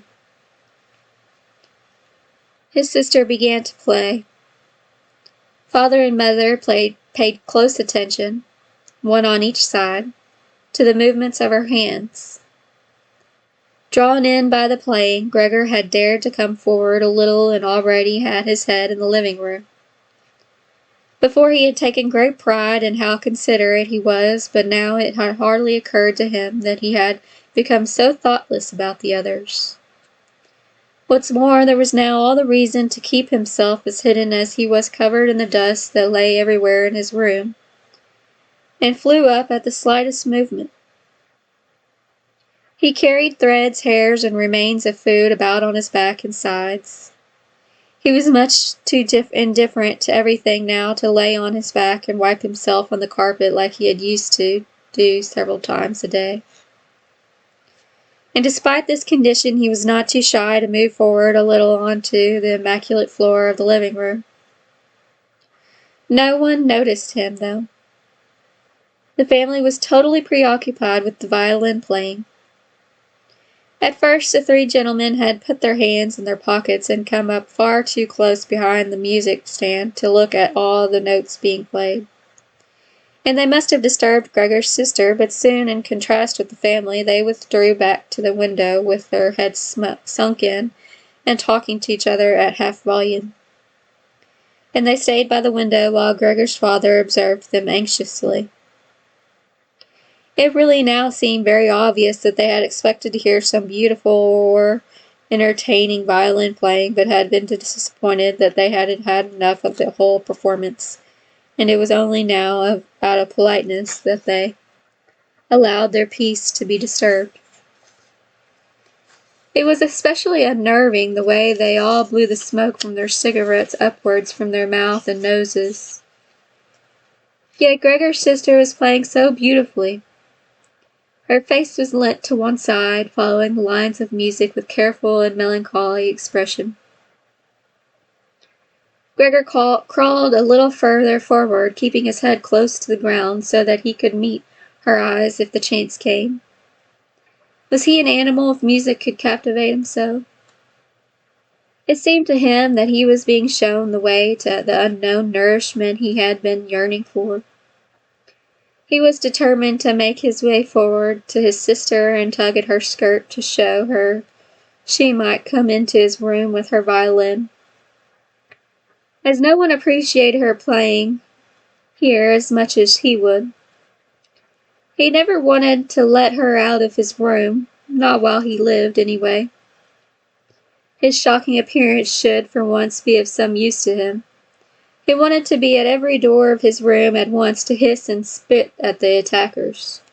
His sister should not be forced to stay with him, but stay of her own free will. She would sit beside him on the couch with her ear bent down to him while he told her how he was always intended to send her to the conservatory, how he would have told everyone about it last Christmas. Had Christmas really come and gone already? If this misfortune hadn't got in the way and refused to let anyone dissuade him from it. On hearing all this, his sister would break out in tears of emotion, and Gregor would climb up to her shoulder and kiss her neck, which she had been going out to work. She had kept free without any necklace or collar. "Mr. Samsa!" shouted the middle gentleman to Gregor's father, pointing, without wasting any more words, with his forefinger at Gregor as he slowly moved forward. The violin went silent. The middle of the three gentlemen first smiled at his two friends, shaking his head, and then looking back at Gregor. His father seemed to think it more important to calm the three gentlemen before driving Gregor out, even though they were not at all upset and seemed to think Gregor was more entertaining than that the violin playing had been. He rushed up to them with his arms spread out and attempted to drive them back into their room at the same time as trying to block their view of Gregor with his body. Now they did become a little annoyed, and it was not clear whether it was father's behavior that annoyed them or the dawning realization that they had had a neighbor like Gregor in the next room without knowing it. They asked Gregor's father for explanations, raised their arms like he had, tugged excitedly at their beards, and moved backwards towards their rooms, only very slowly. Meanwhile, Gregor's sister had overcome the despair she had fallen into when her playing was suddenly interrupted. She had let her hands drop and let violin and bow hang limply for a while, but continued to look at the music as if still playing. But then she suddenly pulled herself together, laid the instrument on her mother's lap, who still sat laboriously struggling for breath where she was, and ran into the next room, which, under pressure from her father, the three gentlemen were more quickly moving toward. Under his sister's experienced hand, the pillows and covers on the bed flew up and were put into order, and she had already finished making the beds and slipped out again before the three gentlemen reached the room. Gregor's father seemed so obsessed with what he was doing that he forgot all the respect he owed to his tenants. He urged them and pressed them until, when he was already at the door of the room, the middle of the three gentlemen shouted like thunder and stamped his foot, and thereby brought Gregor's father to a halt. "I declare here and now," he said, raising his hand and glancing at Gregor's mother and sister to gain their attention too, "that with regard to the repugnant conditions that prevail in this flat and with the family," here he looked briefly but decisively at the floor, "I give immediate notice on my room. For the days that I have been living here I will of course pay nothing at all. On the contrary, I will consider whether to proceed with some kind of action for damages from you, and believe me, it would be very easy to set out the grounds for such an action." He was silent and looked straight ahead as if waiting for something, and indeed his two friends joined in with the words, "And we also give immediate notice." With that he took hold of the door handle and slammed the door. Gregor's father staggered back to his seat, feeling his way with his hands, and fell into it. It looked as if he was stretching himself out for his usual evening nap, but from the uncontrolled way his head kept nodding, it could be seen that he was not sleeping at all. Throughout all this, Gregor had lain still where the three gentlemen had first seen him. His disappointment at the failure of his plan, and perhaps also because he was weak from hunger, made it impossible for him to move. He was sure that everyone would turn on him at any moment, and he waited. He was not even startled out of this state when the violin on his mother's lap fell from her trembling fingers and landed loudly on the floor. "Father, Mother," said his sister, hitting the table with her hand as introduction, "we can't carry on like this. Maybe you can't see it, but I can. I don't want to call this monster my brother. All I can say is, we have to try and get rid of it. We've done all that's humanely possible to look after it and be patient. I don't think anyone could accuse us of doing anything wrong." "She's absolutely right," said Gregor's father to himself. His mother, who still had not had the time to catch her breath, began to cough dully, her hand held out in front of her, and a deranged expression in her eyes. Gregor's sister rushed to his mother and put her hand on the forehead. Her words seemed to give Gregor's father some more definite ideas. He sat upright, played with his uniform cap between the plates left by the three gentlemen after their meal, and occasionally looked down at Gregor as he lay there immobile. "We have to try and get rid of it," said Gregor's sister, now speaking only to her father, as her mother, too, was occupied with coughing to listen. "It'll be the death of both of you. I can see it coming. We can't all work as hard as we have to and then come home to be tortured like this. We can't endure it. I can't endure it any more." And she broke out so heavily in tears that they flowed down the face of her mother, and she wiped them away with mechanical hand movements. "My child," said her father with sympathy and obvious understanding, "what are we to do?"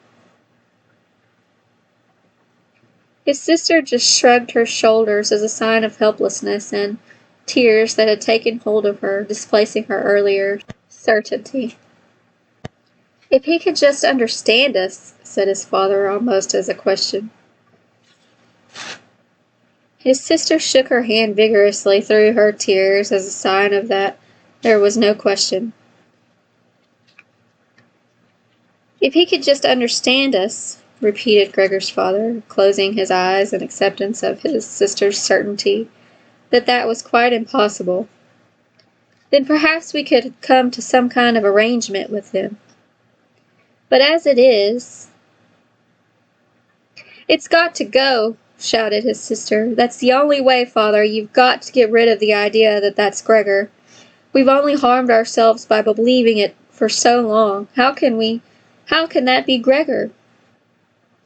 If it were Gregor, he would have seen long ago that it's not possible for human beings to live with an animal like that, and he would have gone of his own free will. We wouldn't have a brother anymore then, but we could carry on with our lives and remember him with respect.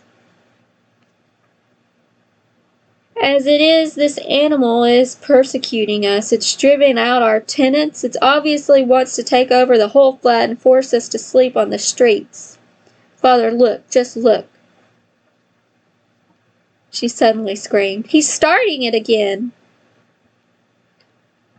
In her alarm, which was totally beyond Gregor's comprehension, his sister even abandoned his mother as she pushed herself vigorously out of her chair, as if more willing to sacrifice her own mother than stay anywhere near Gregor. She rushed over behind her father, who had become excited merely because she was, and stood up, half raising his hands in front of Gregor's sister as if to protect her.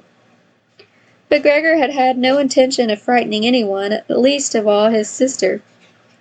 All he had done was begin to turn round so that he could get back into his room, although that was quite in itself startling, as his pain-racked condition meant that turning round required a great deal of effort, and he was using his head to help himself do it, repeatedly raising it, striking it against the floor. He stopped and looked round. They seemed to have realized his good intention and had only been alarmed briefly.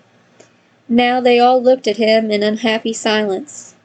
His mother lay in her chair with her legs stretched out and pressed against each other, her eyes nearly closed with exhaustion. His sister sat next to his father with her arms around his neck. "Maybe now they'll let me turn round," thought Gregor, and went back to the work. He could not help panting loudly with the effort, and had sometimes to stop and take a rest. No one was making him rush any more. Everything was left up to him. As soon as he had finally finished turning round, he began to move straight ahead.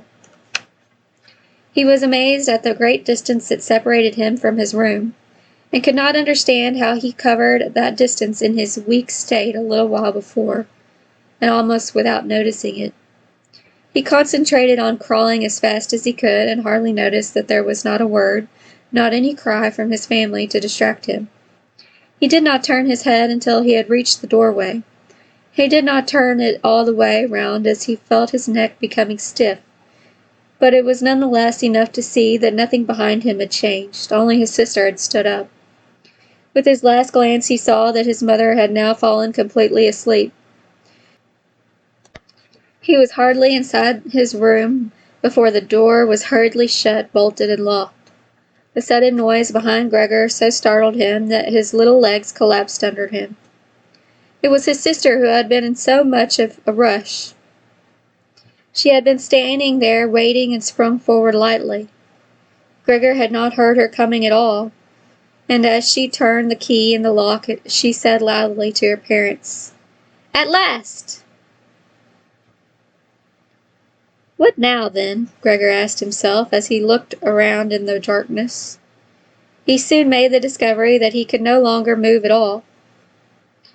This was no surprise to him. It seemed rather that being able to actually move around on those spiny little legs until then was unnatural. He also felt relatively uncomfortable. It is true that his entire body was aching, but the pain seemed to be slowly getting weaker and weaker and would finally disappear altogether. He could already feel the decaying apple in his back or the inflamed area around it, which was entirely covered in white dust. He thought back on his family with emotion and love. If it was possible, he felt that he must go away even more strongly than his sister. He remained in his state of empty and peaceful rumination until he heard the clock tower strike 3 in the morning. He watched as it slowly began to get light everywhere, outside the window too. Then, without his willing it, his head shrank down completely, and his last breath flowed weakly from his nostrils. When the cleaner came in the morning, they'd often ask her not to keep slamming the doors, but with her strength and in her hurry she still did, so that everyone in the flat knew when she'd arrive. From then on was impossible to sleep in peace. She made her usual brief look in on Gregor and at first found nothing special. She thought it was laying there so still on purpose, playing the martyr. She attributed all possible understanding to him. She happened to be holding the long broom in her hand, so she tried to tickle Gregor with it from the doorway. When she had no success with that, she tried to make a nuisance of herself and poke at him a little. And only when she found she could shove him across the floor with no resistance at all did she start to pay attention. She soon realized what had really happened, opened her eyes wide, whistled to herself, but did not waste time to yank open the bedroom doors and shout loudly into the darkness of the bedrooms. "Come and have a look at this. It's dead, just lying there, stone dead." Mr. and Miss Samsa sat upright there in their marriage bed and had to make an effort to get over the shock caused by the cleaner before they could grasp at what she was saying. But then, each from his own side, they hurried out of bed. Mr. Samsa threw the blanket over his shoulders. Mrs. Samsa just came out in her nightdress, and that is how they went to Gregor's room. On the way, they opened the door to the living room where Greet had been sleeping since the 3 gentlemen had moved in. She was fully dressed as if she had never been asleep, and the paleness of her face seemed to confirm this. "Dead?" asked Miss Samsa, looking at the charwoman inquiringly, even though she could have checked her herself, and could have known it even without checking. "That's what I said," replied the cleaner, and to prove it, she gave Gregor's body another shove with the broom, sending it sideways across the floor. Miss Samsa made a movement as if she wanted to hold back the broom, but did not complete it. "Now then," said Mr. Samsa, "let's give thanks to God for that." He crossed himself, and 3 women followed his example. Greet, who had not taken her eyes from the corpse, said, "Just look how thin he was. He didn't eat anything for so long. The food came out again just the same as it went in." Gregor's body was indeed completely dried up and flat. They had not seen it until then. But now he was not lifted up on his little legs, nor did he do anything to make them look away. "Greet, come with us in here for a little while," said Miss Samsa with a pained smile, and Greet followed her parents into the bedroom, but not without looking back at the body. The cleaner shut the door and opened the window wide. Although it was still early in the morning, the fresh air had something of warmth mixed in with it. It was already the end of March, after all. The three gentlemen stepped out of their room and looked round in amazement for their breakfasts. They had been forgotten about. "Where is our breakfast?" the middle gentleman asked the cleaner irritably. She just put her finger on her lips and made a quick and silent sign to the men that they might like to come into Gregor's room. They did so, and stood around Gregor's corpse with their hands in the pockets of their well-worn coats. It was now quite light in the room. Then the door of the bedroom opened, and Mr. Samsa appeared in his uniform with his wife on one arm and his daughter on the other. All of them had been crying a little. Greet now and then pressed her face against her father's arm. "Leave my home now," said Mr. Samsa, indicating the door without letting the women from him. "What do you mean?" asked the middle of the three gentlemen, somewhat disconcerted, and he smiled sweetly. The other two held their hands behind their backs and continually rubbed them together in gleeful anticipation of a loud quarrel which could only end in their favor. "I mean just what I said," answered Mr. Samsa, and with his two companions went in a straight line towards the man. At first he stood there still, looking at the ground as if the contents of his head were rearranging themselves into new positions. "All right, we'll go then," he said, and looked up at Mr. Samsa as if he had been suddenly overcome with humility and wanted permission again from Mr. Samsa for his decision. Mr. Samsa merely opened his eyes wide and briefly nodded to himself several times. At that, and without delay, the man actually did take long strides into the front hallway. His two friends had stopped rubbing their hands some time before and had been listening to what was being said.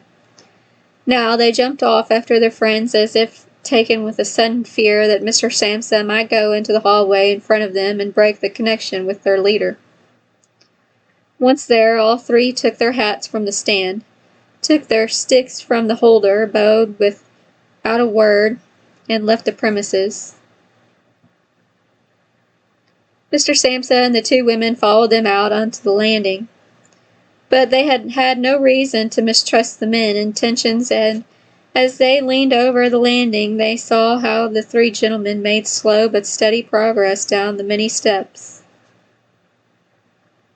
As they turned the corner on each floor, they disappeared and would reappear a few moments later. The further down they went, the more the Samsa family lost interest in them. When a butcher's boy, proud of posture, with his tray on his head, pressed them on his way up and came nearer than they were, Mr. Samsa and the women came away from the landing and went, as if relieved, back into the flat. They decided the best way to make use of that day was for relaxation and go for a walk. Not only had they earned a break from work, but they were in serious need of it. So they sat at the table and wrote 3 letters of excusal. Mr. Samsa to his employers, Mrs. Samsa to her contractor, and Greet to her principal. The cleaner came in while they were writing to tell them she was going. She'd finished her work for that morning. The 3 of them at first just nodded without looking up from what they were writing, and it was only when the cleaner still did not seem to want to leave that they looked up in irritation. "Well?" asked Mr. Samsa. The charwoman stood in the doorway with a smile on her face as if she had some tremendous good news to report, but would only do if she was clearly asked to. The almost vertical little ostrich feather on her hat, which had been a source of irritation to Mr. Samsa all the time she had been working for them, swayed gently in all directions. "What is it you want, then?" asked Miss Samsa, whom the cleaner had the most respect for. Yes, she answered, and broke into a friendly laugh that made her unable to speak straight away. Well then, that thing in there, you needn't worry about how you're going to get rid of it. That's all been sorted out. Miss Samsa and Greet bent down over their letters as if intent on continuing with what they were writing. Mr. Samsa saw that the cleaner wanted to start describing everything in detail. With outstretched hand, he made it quite clear that she was not to. So, as she was prevented from telling them all about it, she suddenly remembered what a hurry she was in, and, clearly peeved, called out, "Cheerio, then, everyone!" Turned round sharply and left, slamming the door terribly as she went. "Tonight she gets sacked," said Mr. Samsa. But he received no reply from either his wife or his daughter, as the charwoman seemed to have destroyed the peace they had only just gained. They got up and went over to the window, where they remained with their arms around each other. Mr. Samsa twisted round in his chair to look at them, and sat there watching for a while. Then he called out, "Come here, then, let's forget all about that old stuff, shall we? Come and give me a bit of attention." The two women immediately did as he said, hurried over to him, where they kissed him and hugged him, and then they quickly finished their letters. After that, the three of them left the flat together, which was something they had not done for months, and took the train out to the open country outside the town. They had the tram filled with a warm sunshine, all to themselves. Leaned back comfortably on their seats, they discussed their prospects and found that on a closer examination, they were not all that bad. Until then, they had never asked each other about their work, but all three had jobs, which were very good and held particularly good promise for the future. The greatest improvement for the time being, of course, would be achieved quite easily by moving house. What they needed now was a flat that was smaller and cheaper than the current one, which had been chosen by Gregor, one that was in a better location, and most of all more practical. All the time, Greet was becoming livelier. With all the worry they had been having of late, her cheeks had become pale. But while they were talking, Mr. and Mrs. Samsa were struck, almost simultaneously, with the thought of how their daughter was blossoming into a well-built and beautiful young lady. They became quieter. Just from each other's glance, and almost without knowing, they agreed that it would soon be time to find a good man for her. And as if in confirmation of their new dreams and good intentions, as soon as they reached their destination, Greet was the first to get up and stretch out her young body. And that completes the Metamorphosis.